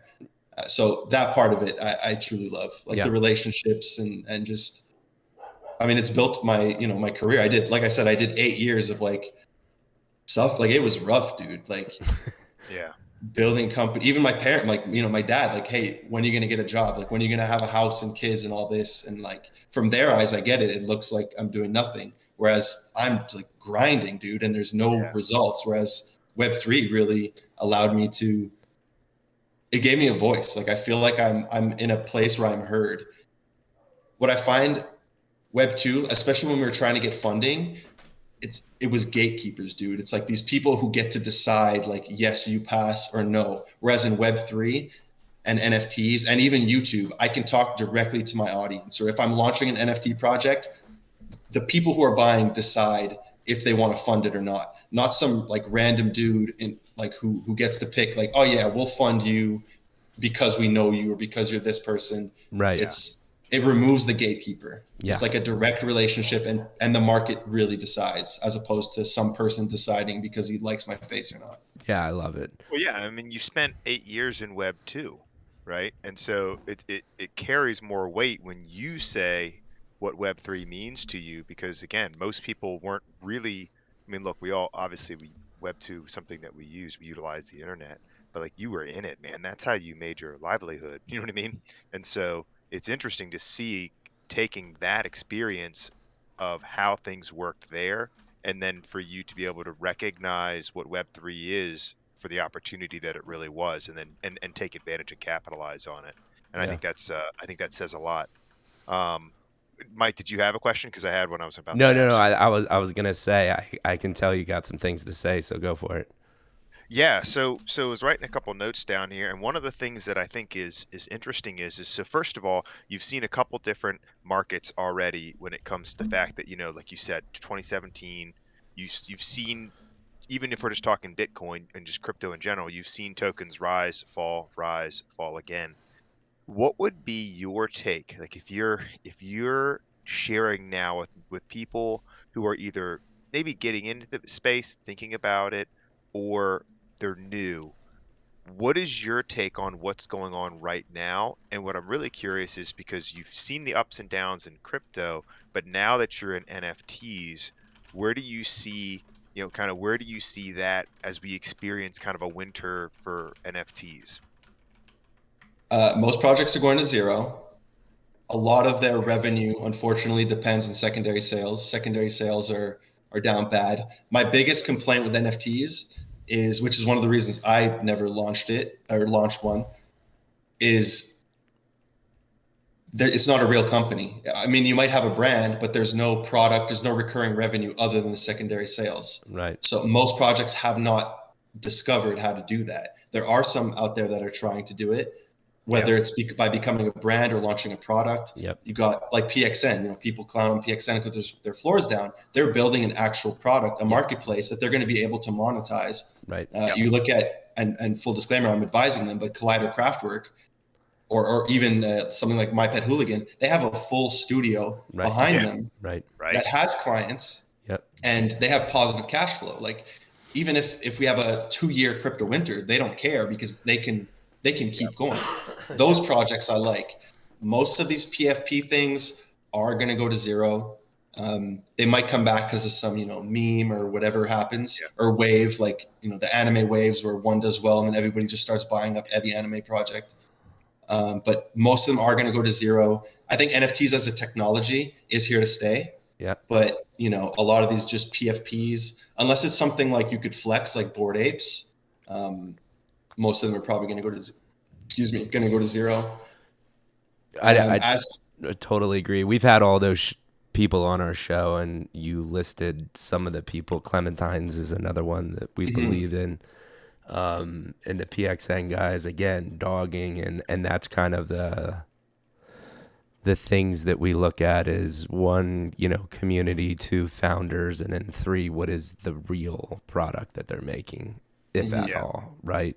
Like Goblins is great, but that's just not going to last. I mean, it is what it is. But they never pretended it would be anything but that, though. Right. To their defense, they literally just sold hype. I mean, but they said they were selling hype, and it just worked, right? So you can't be mad at them. It still works. Yeah, it's crazy.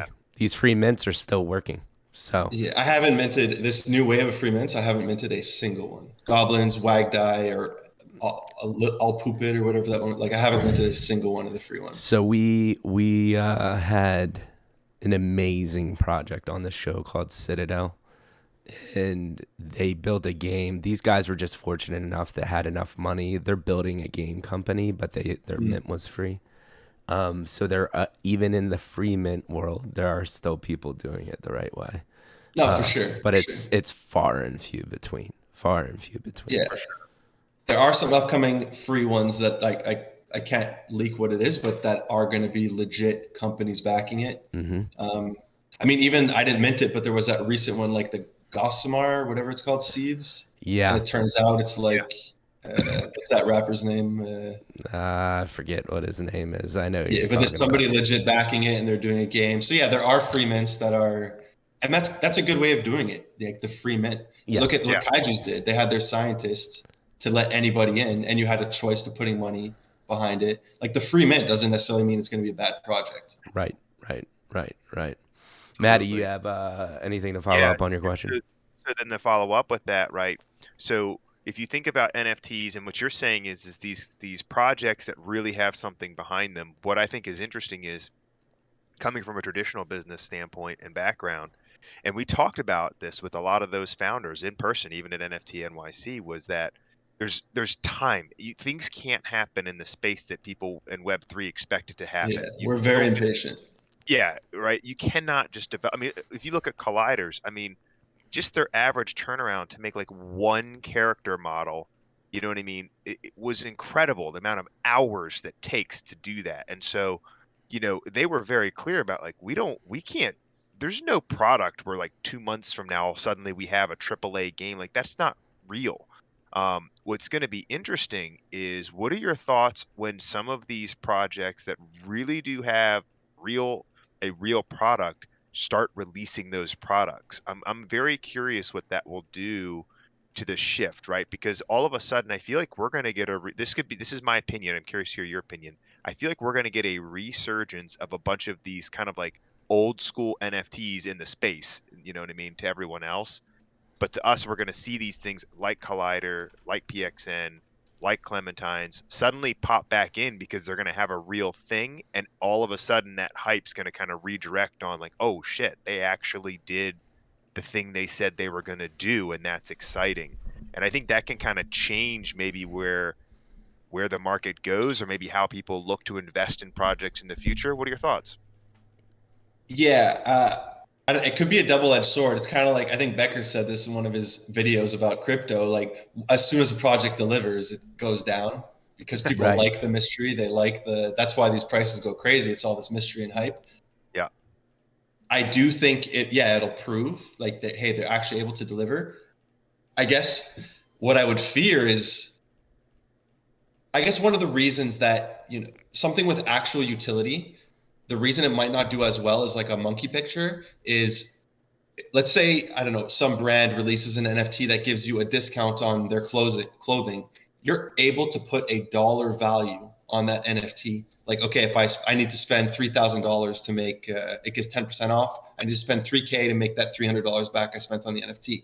You're able to value how much it's worth. Whereas a monkey picture, it's worth whatever the market says it's worth, $100,000. Interesting. For these games, we might be like a big time land or whatever land, we might be spending $100,000 on that land. But as soon as the game comes out, you're going to be able to see, okay, I could only make $10 a day or whatever. You're going to be able to calculate how long does it take to make $100,000. So yeah, the NFTs might be considered good, but it doesn't mean they're going to have this price that they once had or will ever hit it again. I love my pet hooligan. I have 4 of them. Is it actually worth $3,000 or whatever? In the NFT land it is, but in video game land in the future, are we going to decide it's actually worth that? It's going to be based on how much you can make. And that's what I'm interested to see. How much are people going to value this stuff at once it's real?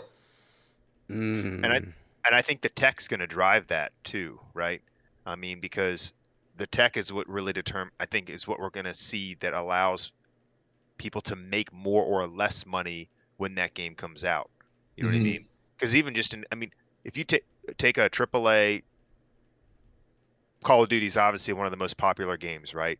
Yeah. If you could monetize drops right now, just think about some of the people who are already essentially professional gamers, just the amount of money they would make as a side hustle, literally just selling the crap that they have won because they're good at the game, essentially. Yeah. Do you know what I mean? I mean, they could monetize that and make hundreds of thousands of dollars, not because they would spend that money, but because someone somewhere, they don't care, they're like, here, take $5,000. I have to have that skin for my gun. Yeah. Whatever or like it an OG skin that you can only get in season 1. Correct. Exactly. And so if you allow people to monetize that, there's a tremendous amount of money. So I think it's going to depend on how well these ecosystems how well these companies create ecosystems for their holders to monetize the product. And that'll be interesting to see. I think the ones that do that better than others, like you said, will be more valuable. Yeah. No, I agree. Go ahead. And good teams behind them, like My Pet Hooligan, like Collider. Collider has, and again, I'm shilling a project that I'm advising, but they have they have an actual product with, I don't know if you've seen them, but with their visual wallet, they have a game that you can actually play now. They have a lot of Web 2 interests, a lot of Web 2 brands that, because they're able to create these avatars. I'm just thinking in the future, like the first time I spoke to them back in December, they kind of pitched this dream where they're going to be making assets and avatars for all these brands. And then if they have a marketplace, where are people going to buy them? They're going to buy them within their wallet or their marketplace. And then if you hold a Collider, you might get special airdrops. Maybe, I don't know legally how they could do this, but maybe I'm going to get commissions off of the marketplace. Like there's so much they can do because they have an actual product. So anything games, anything product, like even PXN, if they decide for their marketplace, maybe they're going to have a token or maybe they're going to have, I don't know how it is, but as soon as they monetize their product, like these products are worth so much in Web 2, I don't see why they wouldn't be worth so much in Web 3. Right. And so shifting a little bit, because there's been a couple comments in the chat. What is your take on the true artist? Do you think that NFTs is to the point now that if you're not providing a value of utility in the future and have a good team, you're just lightning in a bottle because you have some cool art and it might be worth something for a little bit, but you're inevitably going to zero? Or is there some aspect of just the true artists in the NFT world going to be able to make it in the future? What are your thoughts around that? I think like these known artists or artists who become like somebody like XCopy, like their art, could make it. It's the same thing as collecting, art in the real world, like a Picasso or whatever it is. Right. I think we will have that. As for like a 10K project, yeah, the art can be cool, but you're going to have to, there's so many, like why would somebody a year from now care about that project? You're going to have to find a way to stand out brand wise, or, art isn't going to cut it unless you're like you have that notoriety as an artist. That's how I view it. Right. So I think there is value buying some of these artists up. Like DK, some of his stuff sells for $1 million. There is value there, and I do think as the world gets more digital. But as for the PFP side of things, I think it's going to be a lot more clout. Like I imagine in the future, I'm going to be walking around with Apple glasses or whatever brand or like a contact lens, and I'm going to see somebody across the street who's representing themselves as AR, like as his Bored Ape, or wearing these giant like angel wings or whatever it is. Right. And if I see him with a verified ape, that's like wearing a Rolex or like a Ferrari or whatever. Mm-hmm. So for the PFP, the clout has a lot to do with it. Or recognizing a brand. Maybe I'm going to see somebody with a kaiju. I'm going to be like, oh, yo, he has a kaiju. And then I have something I can. It's like wearing a T-shirt, like a Nike T-shirt. Right. Right. And you have something. But it's trendy too. It's trendy, right? Because it's like in the world of multimillionaires, Ferraris aren't impressive anymore, right? It's almost assumed, like a Rolex, that you see these things. It's kind of funny. You see these people who, even though they have way more money, they're more excited about their Bored Ape because it's different. You know what I mean? It's kind of like if you know, and that creates its own kind of trend in that sphere of people, if that makes sense. You know what I mean? I think it's when you say like it's like a flex, it's a flex. Yeah. Amongst that crowd, and I think that's harder and harder for them to get because it has to be like completely relevant, and they kind of want it a little low key. Right. I don't know. That's my opinion. What do you think, Maybe Mike? for now. I think as it gets bigger though, that flex will still be there. For sure. Yeah. I think the one thing that you're missing or that didn't touch on, Matt, is there's a finite amount of these. So Ferraris continue to make Ferraris. There are only 9,000, 10,000 Bored Apes, and that's a really, really big deal. And I think that is what's going to be interesting to see how that evolves over time. And what that, because it's just, there is no way that you can tell me that Bored Ape is going to be Bored Ape forever. There will be something that is Bored Ape level, and what that is, who knows? But if you do know that, it can become very lucrative too. I'm sure Bored Apes will always be a thing because they were one of the first, but there will be more. And I think that's kind of the game that is very interesting to everybody. But that finite amount is really, really the big innovation in NFTs. That's what it is. There is one Mona Lisa. That's why the Mona Lisa is the Mona Lisa. Scarcity. And that scarcity is huge, which brings me to, and I think you said something really interesting, Crypto or Gorilla. I'm going to call you Gorilla. Either works. Gorilla. The 10,000 PFP. Do you think that's dead in the future? No.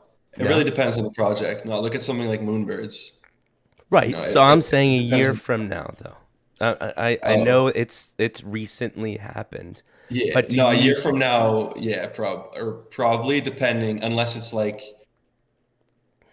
yeah, if it's like a game, it's going to even need to be more than 10K. But yeah, for a lot of projects, I think the 10K is really getting old, especially if the project isn't that hot. In this current market, the only things that seem to be doing well are like these free degen mints or projects that have legit backing with like a known team or funding, and like a meme land.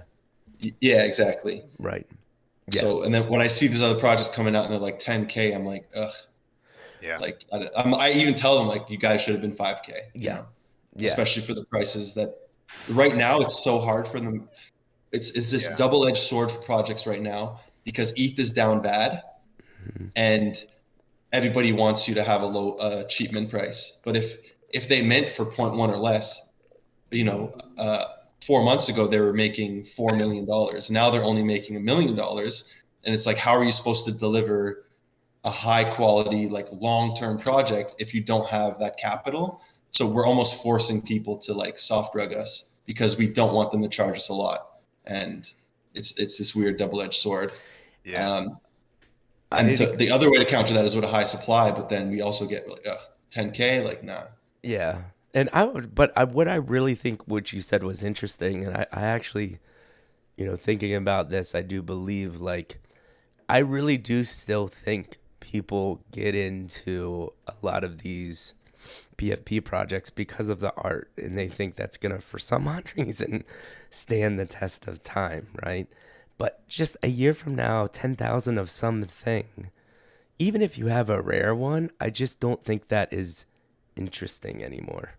And I really do think that unless you're a Bored Ape, like I think what I'm getting at it is, at what point does the collective NFT community say, you know what, that 10K shit is bullshit. I'm done getting burned, and I'm just not going to buy something because I think it looks cool. I mean, 10K, it really isn't that much. It might be now because the space is still small, but in the future, as there's like hundreds of thousands of people who join, 10K is really not that much. True. So maybe in a year from now, the market is way bigger, and then 10K is still small. That's a good point. Let me ask you that question though. Do you think that we're gaining new people to the NFT space, or do you think we're just recycling the same? Just for let's just say it's the same 200,000 people essentially just trying to buy, sell, flip, and trade the same pictures. Right now, and yeah, it's like plus or minus 10K that 10K got in, 10K got burned and left. But it's essentially, do you think it's actually growing? During the bull was growing. Now it's definitely, we need, one of the reasons we're down bad is you need that new volume to come in and hold your bags. Like, let's face it. Right. Oh yeah. So I mean, you said it, Hape. I mean, when you said Hape, I mean, let's get real honest. How many people do we know like that was their first dive into NFTs at all? Yeah. We met countless people, NFT NYC, and that was as far back as they went. They were like, what brought you here? Hape. Yeah. So and they also did the same thing. Yeah. They also did the same thing in the voice chat. Like, if I get whitelist or not, like, I'm going to be part of this community forever. And I was like, I had that with another problem. Like, I was like, yeah, we'll see. Or like, I'm never selling. I don't know. Like, I sold my Genesis, and I sold both of my Hapes because it allowed me to mint two. Brilliant. I sold one pre-reveal and one post-reveal for like 6 ETH, just because I didn't like it and I wanted to buy another one. But once I sold it, I was like, I can't bring myself to spend 6 or even 3 ETH on one of these, and the floor just kept going down and down. Yeah. It's funny. I was talking to NFT Nate, and we were talking about Hate Beast, and the price was at 8 ETH, and I was like, we were talking whether we should sell or not. And I said, like, what's the upside and what's the downside? I'm like, the upside here is probably 10. That's the max. I'm like, the downside is probably like 4. So, are you willing to lose 4 ETH to potentially gain 2 ETH? And right after that call, we both went and sold at least one of our Hapes for 8 ETH. Just because people think it's going to up only. And I had that with Crypto Dads. I thought it was at 2 ETH from 0.075 to 2 ETH, and I still don't sell. And I was like, nah, these are going to 10 ETH, all that. Yeah. And that's just when I became like a hyper flipper. Like, nah, everything goes.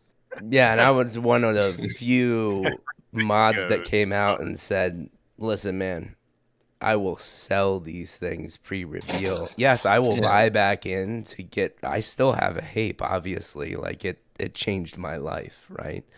But I just, like you said, man, even projects that we have worked with too. I had to ask Manny in the beginning. I was a firm believer. I was like, listen, this is a business relationship. We have to keep one NFT of everyone we work with. And Matt very plainly put it. He's like, bro, he goes, that just does not make financial sense. And I really tried hard to kind of convince myself, like, and I turned it in my head, like, I'm a good dude, I wouldn't do that. But like, at the end of the day, yes, we need all to make money. We're doing this to make money and make a living as well. And it's just stupid for not only that, but think about the amount of hours people have spent in these Discord servers. You listen, the older you get, people, we're midlife crisis. We're a lot older than most people in this industry. The older you get, I promise you one thing that you will come to realize is time is worth a lot of money. And you will spend a lot of money to get time back. So the fact that you spent hundreds of hours in these things and are willing to not take money from doing that is just a ludicrous thought, right? But people tend, and we talk, Matt and I talk about this a lot. It's about any industry, right? $1 billion industry is created off of weight loss because people think they can just lose 100 pounds in a month. It doesn't happen. People use NFT as the get rich quick scheme, crutch. It doesn't happen. It's people like us, like you, that spend hundreds of hours. It's not like we're making a ton of money on Twitch, but we've been streaming for 2.5 years. We're going to be coming up on our 3rd-year anniversary. And yeah, we've made some money, but not a lot. And we will continue to do it because we believe in what we're doing, and we're going to continue to build something, right? And that's what it really takes.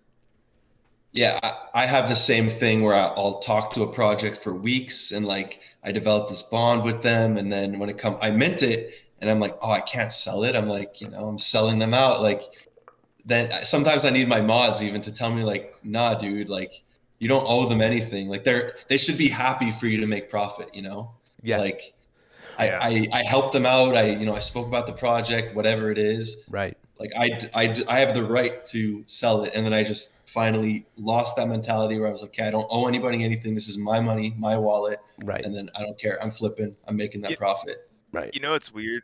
In my mind, that helped because we had when we minted the Hapes, I don't know if you know, but fun story. We actually one of the guys going to bring it up. We actually we sold pre-reveal, and it was the gold Hape.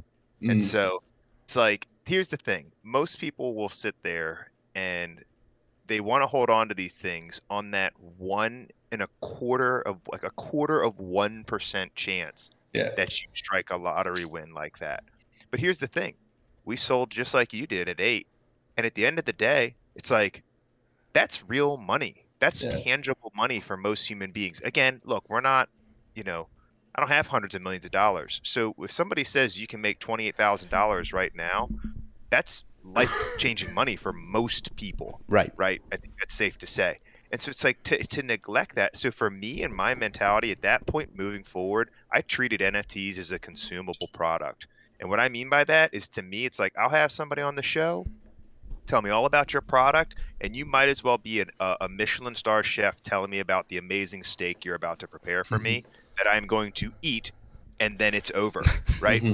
I'm not going to hold your world-class 3-star Michelin steak on the side and let it just sit on a plate and not eat it. I'm eating it because that's what's delicious. And it's like, and then it's over. And it's like, once that happened, I realized I'm now good mentally in this space, because I'm just looking at it saying, this is going to be the best steak I've ever had.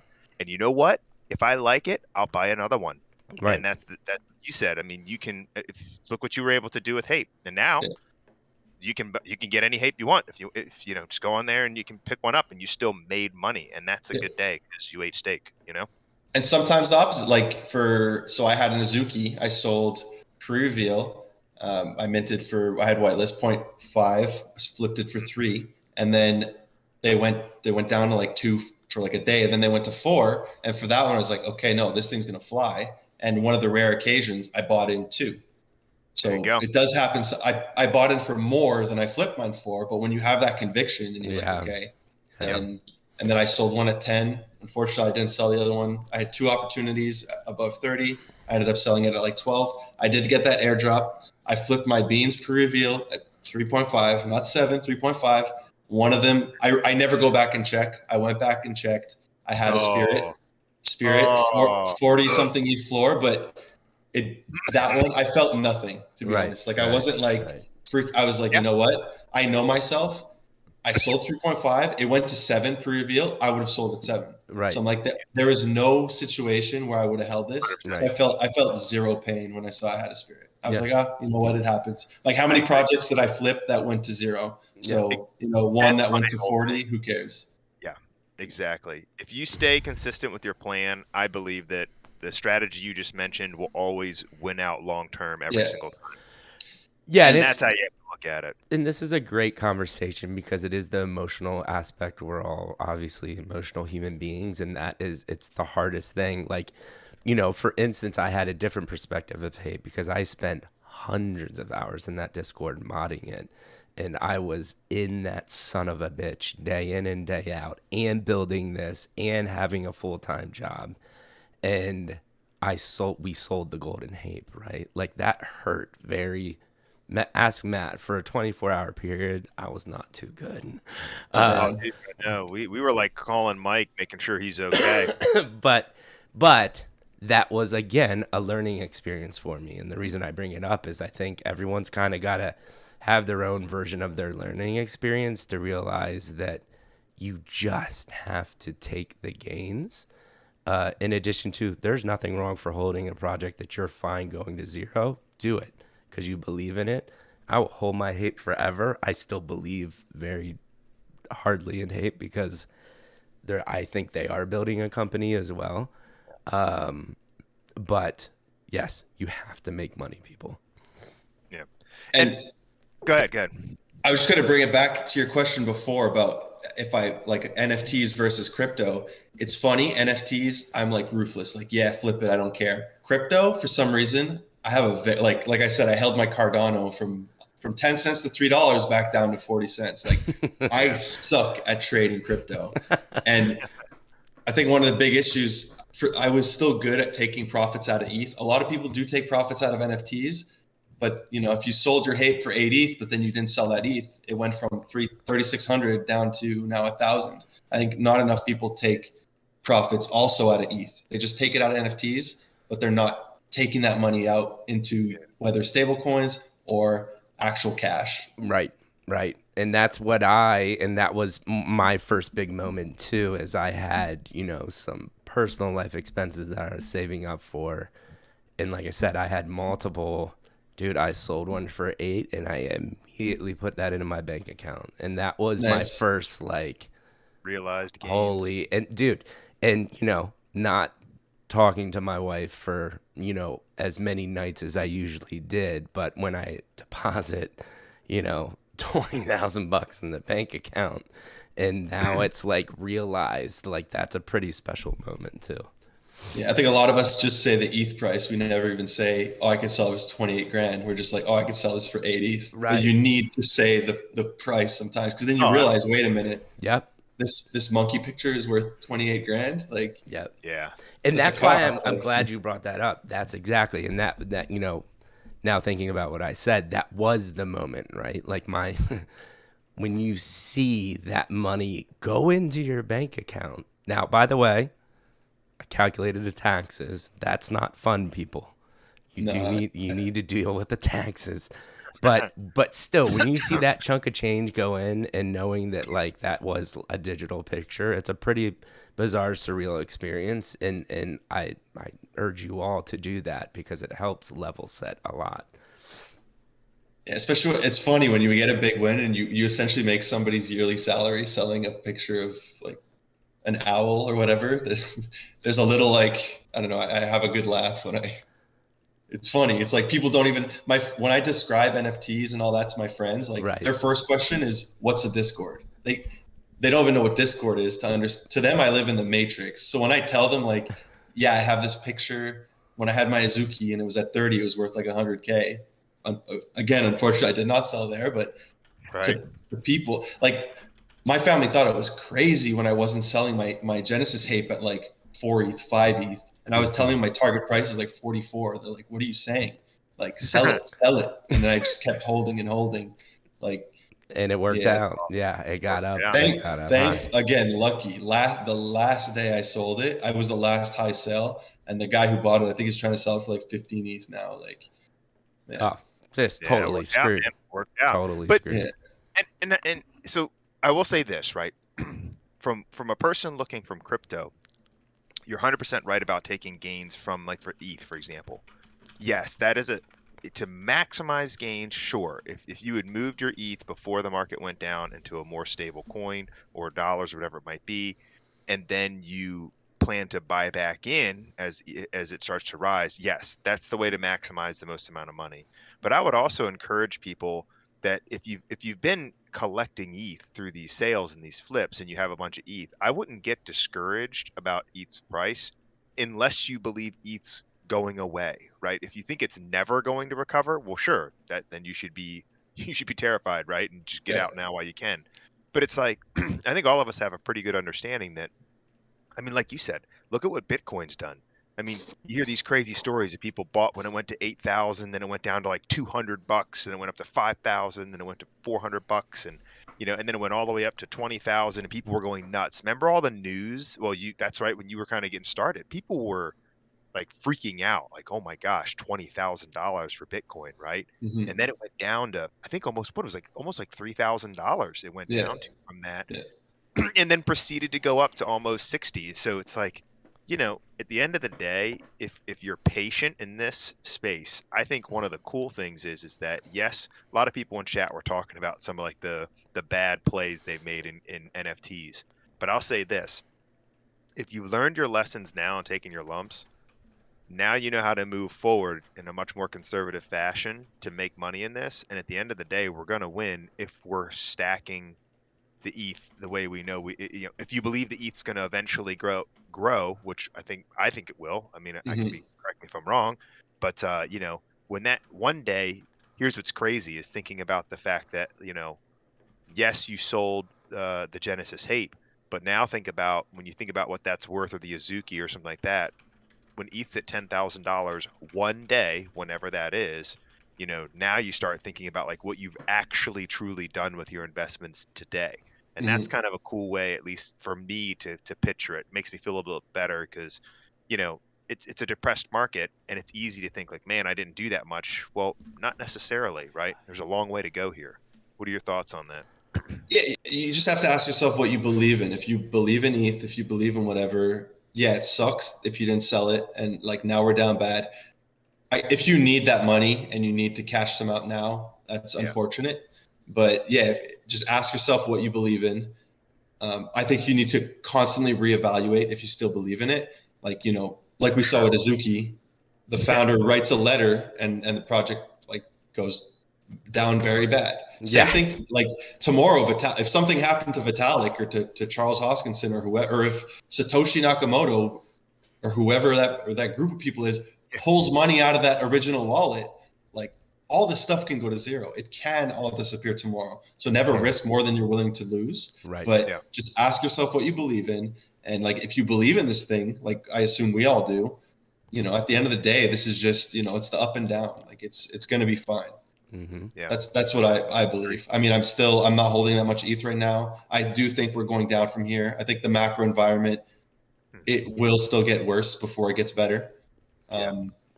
It's funny. A lot of people ask me like, oh, why is ETH down or why is NFT down? And I'm like, it's so much bigger than just crypto. This is like a world thing that's going on, like stocks, every supply chain. There's so much happening that we have to consider. And I think most of us are just used to looking at like monkey pictures online. We're not used to considering the whole world. Right. Well, and we have short memories. It's look, in 2008, this all happened. And it's not just as simple as to say one cause there either, right? There's a tremendous amount of factors that have to kind of implode all at once to get a 2008 event, right? But it happens. And I think the big story is we recovered and grew and thrived. But like, you do have to be able to read the writing on the wall and say, wait a second, there's more to this. It's not as simple as just like you said. It's not just crypto or Bitcoin per se or anything like that. There's an entire world economy at play here that is and many things that influence that. And so I 100% agree. Let me ask you this. Moving forward, given that, because you said you think it's going to kind of get worse before it gets better, what is your strategy moving forward as a media platform talking about it, to keep people interested in the topic when it's difficult? Because I mean, there's even people now that even are in our chat that were very much into NFTs, but now they're all kind of, not all, but there are people watching on the sidelines because it's just not a good environment right now. Where you see CryptoGorilla moving through all that? I'm still not sure, to be honest. I've done lately a bit more educational videos. Like I made one, how to make money in the space beyond flipping NFTs. I also did my biggest mistakes, like what I learned from this bull run. Mm-hmm. Like that. So I think more educational videos. I think there's a play also for, just news type videos, kind of like NFT Verse does. Yep. I have noticed that the upcoming whitelist flips, even though you can make money, there's still opportunity. One, it's less, like a 0.2 flip now is only worth like $200, whereas a month ago or a few months ago it was worth $600. Right. Yeah. People are discouraged, they're less excited, less people are searching what's the best upcoming mints. Even the comments on some of my videos are like whitelist is dead, stuff like that. So I guess moving more towards the education side, for me personally, like I have different sources of revenue. I have my private alpha group, which it's great. I love that group. Like I said, YouTube views are way down, so my revenue through YouTube is down like 80-90%. Whereas a few months ago I was making like 1,000 a month through YouTube. Now I'm only making 100 to 200. I had a sponsorship with FTX. They really didn't make good money, I don't think, through NFT. Like all the NFT boys who had them, I think they got it pulled.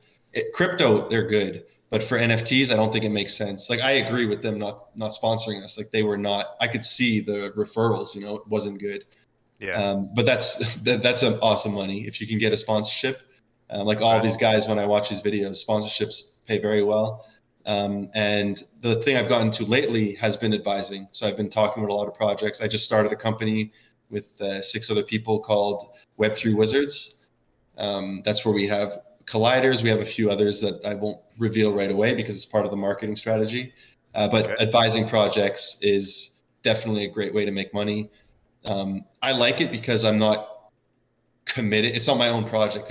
People don't realize when they launch an NFT project, or even one of the reasons I've kept my alpha group as a monthly subscription versus an NFT, even though I've recently considered NFT, you're kind of in it for life. Like you are taking somebody's money to build a company. And they do not, this isn't Web 2 where like when your startup fails, people are like, oh, well, move on. No. People do not accept failure in this market. So yeah, I think a lot of people don't realize the responsibility of starting a project. So advising, I like that, I can help the project, but it's not like my baby, it's not my project where I'm attached to it for life. So I really like that. And I think you get a lot of experience very quickly because I'm working with all these different projects. I'm meeting all these different teams. So I think there's a lot there. But as for your original question, before I went on my tangent, which what do I do for Gorilla, like the YouTube platform? I honestly have not figured that out yet. I want to keep posting videos. I mean, I was in NFT NYC. I pre-filmed, but then I got COVID like you guys, so I wasn't able to film for a week and a half. Yeah. But now I'm gonna get back into the rhythm of posting. There are some projects that I'll talk about in videos and stuff, but I think education is probably going to be more where it's at. Right. Absolutely. And the reason I asked that is because, even early in our conversation, you made it a point to say that like you knew that YouTube was something you wanted to get into. Yes. And I don't know if it was YouTube specifically or if it was like media and video, just content. But if it is YouTube, I'm just curious because obviously, that's always going to be a part of what you want to, if that's something you want to do and pursue, that's going to be a part of it. And just kind of curious how your mind is thinking through it, especially considering you were and still watch videos on like how successful YouTube channels grow. And this is just a fascinating idea because, a lot of content that I see that grows very quickly is very controversial, right? And I don't particularly, and Mike doesn't particularly have a desire to get into that because you immediately make 50% enemies and 50% sycophants, and then it's like you're done, right? And so, wading into anything remotely political or anything like that, it's just very dangerous waters. But when you talk about investments, this is such an interesting space because, as you said, like when it's a thriving market, it's like people can't get enough of it, right? It's the thing that everybody wants to hear about and find the next little secret. But when we're in these bear markets, it's the opposite. It's just like nobody can be bothered with it. And Yeah. so Right now it's about survival, basically. yeah. And I think what you said is huge, is that like education's going to be key. And I think the other thing is cool is that like you're making me think about it now, but like you're going to have this content out there. But the cool part about YouTube is that when that does start to turn around, that educational content is there and ready and relevant. And I think that's going to be really Right. powerful too. Yeah, the education stuff is evergreen, so you could watch it. The problem with these like upcoming mints, a week from now, the video is useless. You know, Yep. if it already minted, Yep. it's completely useless. Yep. That's the problem with those kind of videos. Yep. But to answer your question, I guess doing a lot of YouTube, I got to see what I love and hate about it. Yeah. You know, like you said this before we got on the call, you know, it seems like all I do is like 30 minutes of work. You know, I film a video. Like I'll tell you, like, I guess it's good that I had the 8 years of working 7 days a week, like 12, 14, 16-hour days, because that's what YouTube was, especially like having the alpha group, doing all the research, filming the videos, talking to all these projects. It's a ton of work. There's times where back when I was posting daily, like sometimes I did 13 days straight of posting, and that is so much work all day. I'm literally only in front of my computer. I still am, but now I just post less. But like research, talking to projects, filming, managing my community, you know, talking to everybody on Discord. And then I used to edit my own videos. Now, thankfully, I have a great editor. But I used to edit my own videos. I was up till 5 a.m. every morning, and I'm obsessed with this. I would wake up at 9. Like I remember my Discord would be like, I would write good night, and then I would write good morning like 4 hours later. And they were like, what are you doing? Like, go to bed. And that I remember there was one time where it was 13 days straight of videos and doing that, and my body like shut down. And I got sick. I crashed for the weekend. I took the weekend off. But it is a ton of work doing the YouTube thing. So I realized, I think I could like editing, but I realized the whole editing part is very, I don't know, it's time consuming for sure. Like editing is way longer than filming the video. Yeah. Especially you need to put all like the pictures and all what you're talking about. Very tedious. So, but I have always loved, like even back to the tech review stuff, like what I would do there is I was the director, and I would write this, I would work with those guys because they understood the products, but I would write the scripts. I would write the jokes. I like directed them. I, filmed everything. I love that part of it. I've always wanted to make movies. Yeah. I've written some movie scripts, stuff like that. I've always wanted to do that. So even if it wasn't, even if it wasn't my channel, I would love to help manage another person's channel and be like behind the scenes and like watching what they should do to improve, or writing the foot. Like I love that side of production. Right. It doesn't have to be like my own channel. I've realized, especially when you have the sponsorship, I was obliged to make 2 videos a week, 8 videos a month, and then I kind of started to hate YouTube. I was like, well, it feels like a job now. Like I have no choice. And when the market's down, there's no projects to talk about. Right. So that's when I started making videos. I had to get creative, like, okay, upcoming or how I find whitelists or how to get whitelists, those type of videos, more information rather than upcoming projects, because there's no projects when the market's down. Right. But I'm forced to make a video by contract. So that's when I kind of had this like hate relationship with YouTube in a short period of time. I've only been doing this for a year. Right. Yeah. Right. Yeah. Interesting. So it sounds like the content and the creation part of it is still something that you love, but the work that goes into kind of pumping out the content can be arduous. When it starts to feel like a job at that point, that's when it's not fun. When I'm making a video because I found a cool project, and even before the sponsorship, when I was doing those daily videos, there is this thing in the back of your mind, like you have to find a project to talk about. If not, what are you going to talk about? Right. And then, maybe I've caught myself talking about projects that I don't necessarily like as much just because I needed that content. And then I was like, you know what? No, I'm lowering this. It's going to be 2 videos a week. I'm going to bunch all the projects I like up, and that's how I'm going to do it. Because if not, like the quality is going to go down, or like I don't want to start talking about projects that I don't think are going to be good just Right. because I need to make some video, you know? Mm-hmm. No, that totally makes sense. There and so there's a couple things that you said that are interesting to me. And then I want to make sure we get questions, any final questions, Matt. I know you've been looking, but I want to make sure Yeah. if there are any open questions. Because like we told you, man, this 2 hours already. It flies by, right? Oh, yeah, I didn't notice that. So I want to be cognizant of time too. And I've been traveling. I haven't seen my wife tonight, so I need Sure. to go see her eventually. But but still plenty of things to talk about. One, you mentioned balance, and that's a really interesting conversation to me because I always hear people say, I thought making 13 videos in a row was going to help me, but then I end up getting sick and I have to take a break anyways.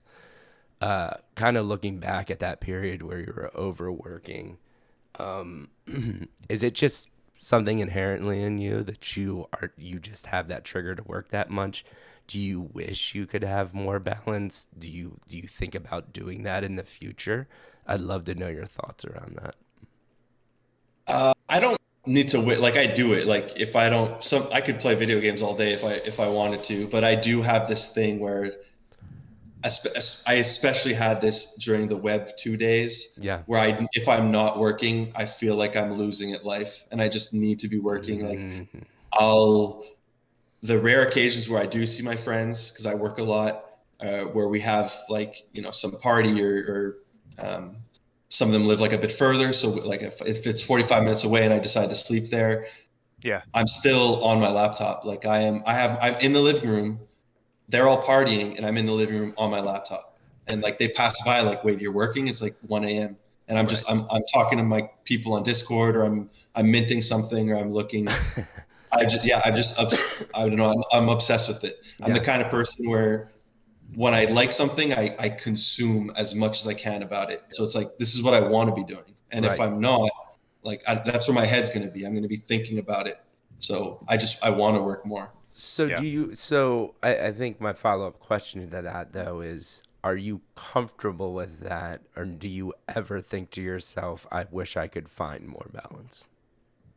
No, I'm comfortable with it. Okay. If I wanted to not do it, I think I could just, decide to do something else. No, that's interesting. I think it's so fascinating to me to hear what successful, because I know very successful people too that are like, I have to take a week off every quarter, and if I don't have that recharge time, I won't be able to perform like I know I can.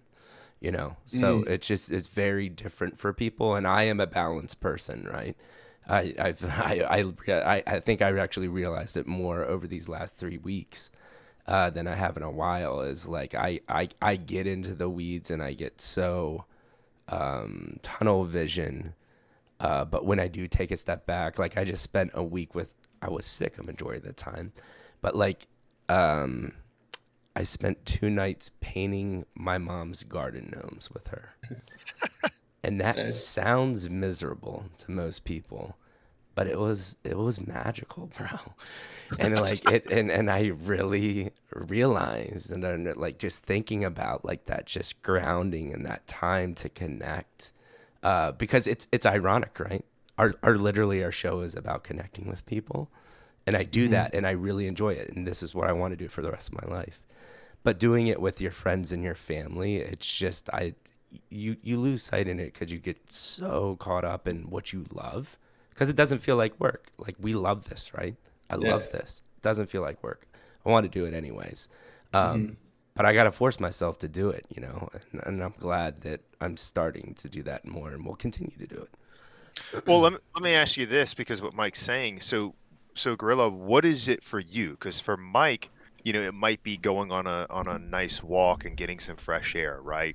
But I see you got your weight set in the background there. Like, is it physical? Because that's what it is for me, right? I mean, the reason I do personal training is for me. You know what I mean? It's something I'm passionate about, but that's my put on headphones, turn off the world, and I can go to like my place. Do you know what I mean? Is that what it is for you? Because I think we all need something, or we would just snap, right? So is it physical fitness? Is it like, how do you balance? I think that's a fair question to ask people who are in that mode of success. How do you balance that in your life? No, I think for me it's more gaming and like watching a movie or something. I Okay. do I do now go for walks or even a run. I started running again, but that's more just health wise. I'm like, okay, I'm gonna when during that period when I was filming every day, like the first 3-4 months when NFTs really took off on my YouTube channel, I did not move. Like I didn't work out. Like when COVID hit, I bought this whole gym set because all the gyms closed where I am for like 2 years. Yeah. So for like 4 months, I did not move. And I was like, okay, my health is really going to take a big hit here from eating poorly to literally not moving to not working out. So this is more to stay in shape, but I do really enjoy working out. So I guess it is a good escape for me. But no, my go-to is going to be like video games. Yeah. Nice. Ooh, dude, I love that too. I Dude, love the video games. love me some video games. I did that when I was sick. I bought shit, what is that? Deathloop, the Bethesda. Okay. It's fantastic. Mm, But yeah, playing video games is one of my other Zen things too. nice. Um, I like the multiplayer, like, even though League I have like a love-hate with, I've uninstalled it a million times because you Yeah. could just drop in, play 30 minutes and leave. right. With games, like the best game I've ever played is Witcher 3. The same thing. Something like that, I get consumed Yeah. and then I want to play like 7 hours straight. Yeah. And if I want to be successful here, like I can't do that. Maddie And they and I make have this no- conversation. Then it's the balance. Then They you make need that so balance. easy on a game like Yeah. Witcher. Like, Yeah. oh, one more little side quest. Yeah, Boom. yeah. An hour. Yeah, no, dude, I love it. I'll just spare you the amount of Elder Scrolls time I've spent in my life because I'm sure there's several billion-dollar companies that I should have probably founded instead of that. But yeah, are you gonna seriously. do?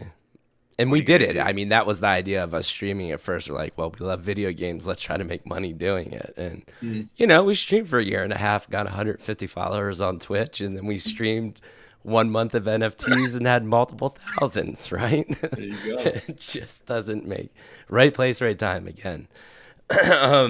So I think winding down here a little bit, I have one other kind of like future question for you, because I think we've talked a lot about where you think the market is going, but we have a lot of people that are really into NFTs and ask a lot of times about how to get into NFTs, or get paid. And you said we actually have a thumbnail up here of making money in Web3.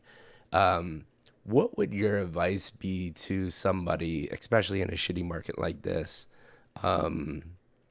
If they're looking to kind of like mod or pick some Web3 job or role and get into it, what would your advice be there?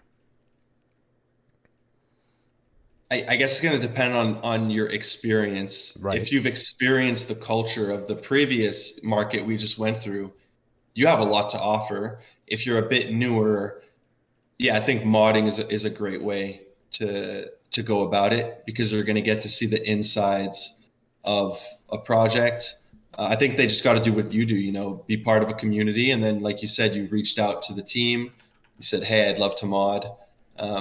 You have to, be like a normal person, understand how to deal with people. But yeah, modding is a great way. And then really just focus on your connections and your network, and building that up, because your network is going to make you the most money. Yep. Whether it's opportunity or somebody's going to tell you about a great mint because they have more experience than you and they understand. I mean, at the end of the day, it's do your own research. But modding is a great way, because as a mod, you might get to talk to influencers, or you're going to get to reach out to other projects, and then you're going to get to know that team, and then they're going to know you. And then you might mod a second project, and then you have those connections you made from the first one, and you're just going to keep growing it and growing it and growing it. Somebody who's done this very well is Gronk Wizard from Zen Apes. Yep. He's done everything from modding to advising to launching his own project. He put a lot of attention on his network. He literally has a spreadsheet with everybody he knows in the space, and he makes sure to like stay in touch with them and just like, hey, do you need anything? Can I help you in any way? Or just to say what's up, like, how are you doing? Are you good?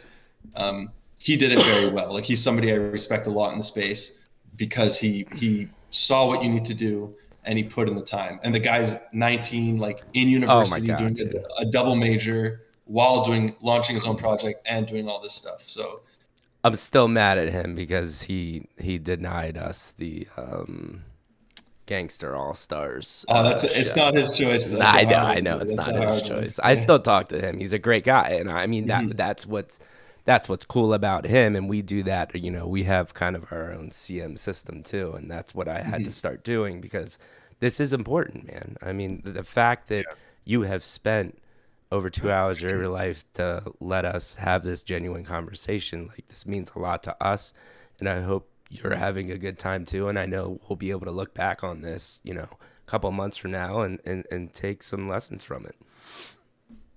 Speaking of networks, I have to interrupt briefly here. The man 1516 just redeemed 30,000 Discord points. Oh my God. Points to be on the stream team. So the man, official member. Congratulations, the man. Gorilla, tell Gorilla what that means, Maddie.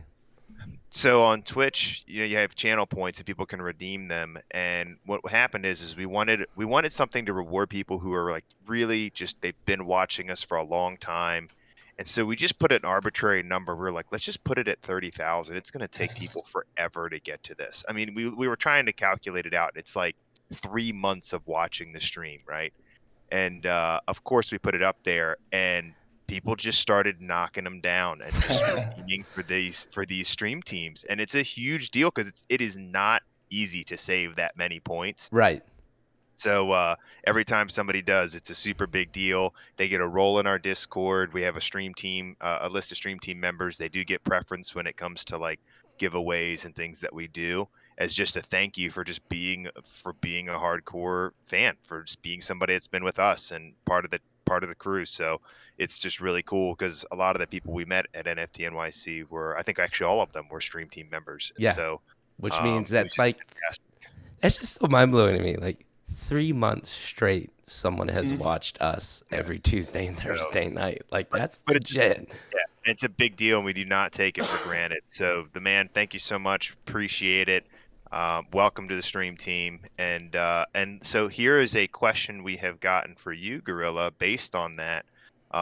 You have mentioned several times during this conversation that you have an alpha group, and you talked about how network is key, and being able to utilize your network is going to be the top way to make money. A couple people have asked to get some more information about that. So can you give us the pitch, give us the rundown? What's it involve? Is it available? How do people get access to this? Is there a wait list? Give us the deets. Yeah. So for my alpha group, unfortunately it's not an NFT.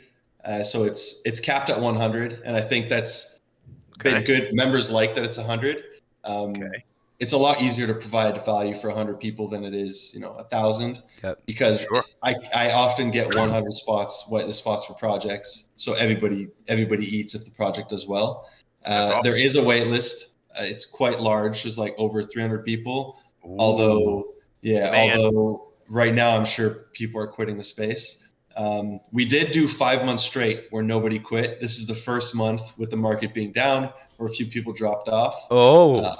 However, most of them have been replaced. So, and again, it's network. The people that got chosen they put the time in the space. They put effort. A lot of them have been providing, there's not that many new ones who got in, but the ones who did, they've been providing value to me for free. Like they've been for months just working with projects and coming and be like, hey, I know this project. Do you want whitelist for them? Do you want to deal with them? So they've been like a broker for whitelist for me, just for free. Dude, I love it. And that's how we've built our team, man. What's the best way for people to get in touch with you and get on that list? If you click my link tree, I believe that's where it is. If not, I'll add it in. There's a wait list. So you could just put your name. I think there's a few questions. I ask to see like your wallet. I ask for your experience, things like that, and what value you could bring to the group. So fill out those questions, and then when there's a spot, I'll just go through it and if maybe you'll get chosen. All right, And there so you go, I'm folks. asking You've for heard a it. friend that like might have invited you on a 2-hour live stream. What what does that wait list look like? There's a shorter VIP wait list. You could ask me in DMs and we'll discuss it. Fantastic. We'll talk about that later. And our mod duty took care of that. They already got the link in the chat. So guys, if you're interested, and then God just chimed in. So yeah, if you need links, there they are.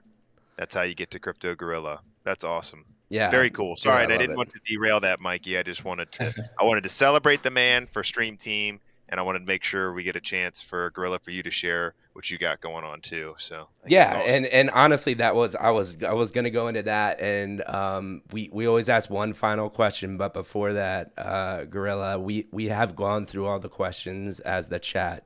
I see you've been looking at chat. I saw you commented a couple of times. I think last thought before we ask our final question, what does the next 6 months look like for Gorilla? NFT, like for my YouTube or Life, for YouTube, NFTs. Take us. What are you thinking about for the next 6 months? What should people be looking out for you? Is it YouTube? Is it NFTs? Is it crypto? Is it starting a new business? You mentioned a couple things. You might not be able to go into detail, but give us the whole shebang. definitely YouTube. I definitely want to keep YouTube. I got to put a bit more attention to my Twitter. I will not be releasing an NFT, at least a Gorilla branded one, anytime soon. I'm going to be doing a lot of advising. So keep a lookout for the projects I'm advising, because ideally we're working only with great projects, great teams. I'd say YouTube. I'm trying to do, most of my Discord is the private alpha, but I am trying to do more AMAs in the public section.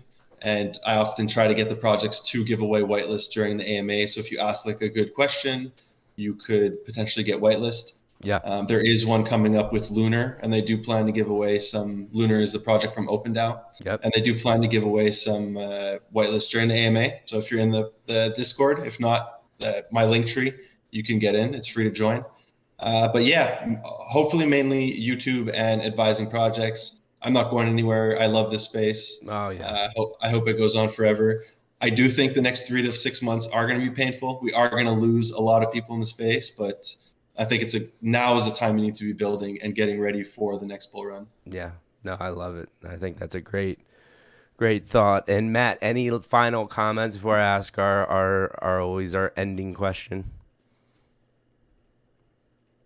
Checking my notes.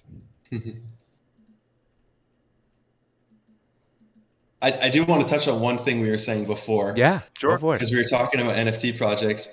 One of my goals lately has been to buy a Bored Ape, but I'm like greedy. I'm waiting for ETH to go down to like 700 and apes to go down to like 60 ETH. Right. But then I was thinking about it, I'm like, that means Bored Apes are only going to be like 30 grand. If we can all buy apes for 30 grand, do they still have that status? Are they still worth True. anything? That's a great question, but I go back to this. It's the finite amount, man. It absolutely does, because the markets are going to be fluctuating, but there's only 10,000 people that own them. And they've got a ton of FUD going on with the whole that whole situation. But they're one of the first that really blew up, and I always think are going to have some sort of clout within the space. Mm-hmm. So yeah, I think whether it's 60 or 150, it's still Bored Ape, man. And there's only 10,000 of them. So I'd say be greedy if you can. Go for it. Yeah. Or sit there and instead of just put in some offers for like 45, 46. Just wait, and somebody's gonna be like, oh, freak out. I mean, that's when the money's made, right? People are desperate, and that's where wealth's created. So, dude. And true stories. So we had, you know who ACYC Capital is, and Nate Rivers and Bogart. So they're big investor guys, have their own alpha crypto group. But he did exactly that. I think it was an original Cyberkong or Punk, and he just put like a half low ball offer. And his strategy was, and this could help you with the Bored Ape, is he went, and I think it was a Punk or a Kong. You got to think about the original Bored Ape, right? They minted these things for a couple $100. So his thought was, and it worked for him, he goes and looks at the ledger and sees who is all the original holders, because they have a number in their mind, right? Mm-hmm. And that number is a lot lower than you probably think, because there is a market value, but these guys still only spent $300 on it, right? So if, let's say, a Bored Ape at the time is worth 150 and you offer 60, one, you don't know what their financial situation is, so they might just need to bail out. And then two, eventually they could just be like, you know what? Mine was actually a lot lower, and I just need to get out because I'm done NFTs. And they just part ways with him, man. And he's got it that way a couple of times, which it's lightning in the bottle type of thing again. But just start lowballing offers. You never know, man. I don't do enough of the offer, the WETH game. I never Yeah. play that one. I kind of just buy it. when I don't see it. either. One thing he said that, Mike, you didn't mention yet, that really blew my mind, and I don't know how I didn't think about it, but he goes, first of all, how many people can put in offers for like 30 ETH, 40 ETH, 50 ETH, right?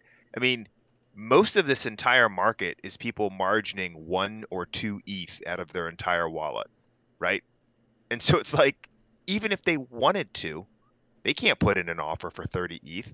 So the people that can Exactly. even put in a real offer and really mean it and say, I will give you 30 ETH right now for this, that's already rare air statistically, right? Right. I mean, again, we've gotten spoiled, right? Because we've seen too many of these things and you've been in the marketplace, but it's like at the end of the day, just like you were saying with Azuki, when you put dollars to it, it's like most people aren't going to throw $100,000 at a pitcher if that's what they really knew that that's what they were spending. Right. And so same thing, right? There's just it's a flex in itself to be even put an offer for 35 ETH. You know what I mean? Yep. So Yeah. anyway, that was a big thing when he said that. I was like, shit, you're right. Like, how few people were even putting bids like that. I mean, everybody's kind of going for the stuff down there in the 2-3 ETH range. I wonder how many actual offers are happening for these larger items. Anyway, that was an interesting thought. I never thought of it that way. That's us imparting some knowledge on you from our past. Well, no, Past that's streams. recycling what somebody else told us on the Yeah. stream. We're just It's for recycling feedback. awesome content from someone smarter than us. Yeah, if it sounds really smart, we stole it. So our final question we always ask all of our guests is, it's two parts. One, do you have any questions for Maddie or I? And then two, particularly important for you because you have not done a lot of live streams, how did you think tonight go, and how did you think the conversation went? Did it live up to what I sold you on? What are your thoughts? Yeah, no, this was odd. Like I'm always nervous about. Sorry, my cat's freaking out. Kitty's here. Oh, kitty. I'm always nervous about the live stuff. Like even Twitter Spaces. Like I'm used to being able to edit. Sometimes my YouTube videos. Sometimes I've refilmed them 3 times just because I wasn't satisfied with like a part, and I refilmed the whole thing, and it takes like hours. Right. But no, this is actually really. I didn't notice it's been 2.5 hours, so time flew by. Fantastic. Yeah, no, this was awesome. Awesome. And any questions for us? Or I think we covered a wide array of things. Yeah. No, I'm good for now. Awesome. And then Maddie, I'll let you give your closing comments, and then I'll give mine, unless you have any closing comments for the audience, Crypto, before we go. Yeah, well, I'll say my stuff. So basically, one thing I think was really fascinating about this is that, your background from Web 2 and even banking, what I loved is how your story of your boss coming to you and basically you translate it as you're meant to serve. And there's maybe it's just me, but I find it very interesting because then you started a company. You realize, okay, you went from having a job to simply owning your job, right? And you saw the hours and the work it took, and you found out that here yet again you were really at the service of others. But in a way, you do have to find an irony in the sense that the greatest product you can put out there when it comes to content, at the end of the day, like, you are still serving an audience, an alpha group, 100%. whatever it is. And I just think it's interesting because it's the nature of having a boss versus having maybe like a traditional small business. But when you're really building a business system like you're doing now, that's going to be creating passive income streams and create wealth for you. It is interesting because you are still meant to serve. Like, that is our calling at the end of the day.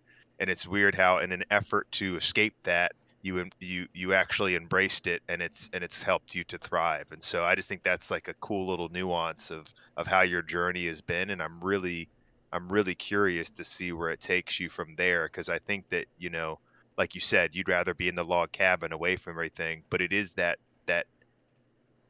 the ability to see a customer walk in and already have their account pulled up. I think that's what makes what you're doing special. And so I've been fascinated to talk with you, man. I really appreciate you taking the time, and I can't wait to follow this up and just do like a follow up. Hey, how's it been after 6 months? And just kind of recap. Hopefully, when things are blowing up and the market's changing, it'd be fun to do this again and really kind of see the differences. So I appreciate you taking the time. It's been awesome. No, this is really fun. I appreciate it. Just the surf. Yeah, I think the fact that it's an alpha group of 100, it feels a lot like a family. Like, I know all their name. I know, Yeah. they're there all the time. Like, I know their lives, I know Yeah. things about them. So that's what's crazy. And when we have a good win, like where everybody got to mint it and it was a great flip, people are so happy.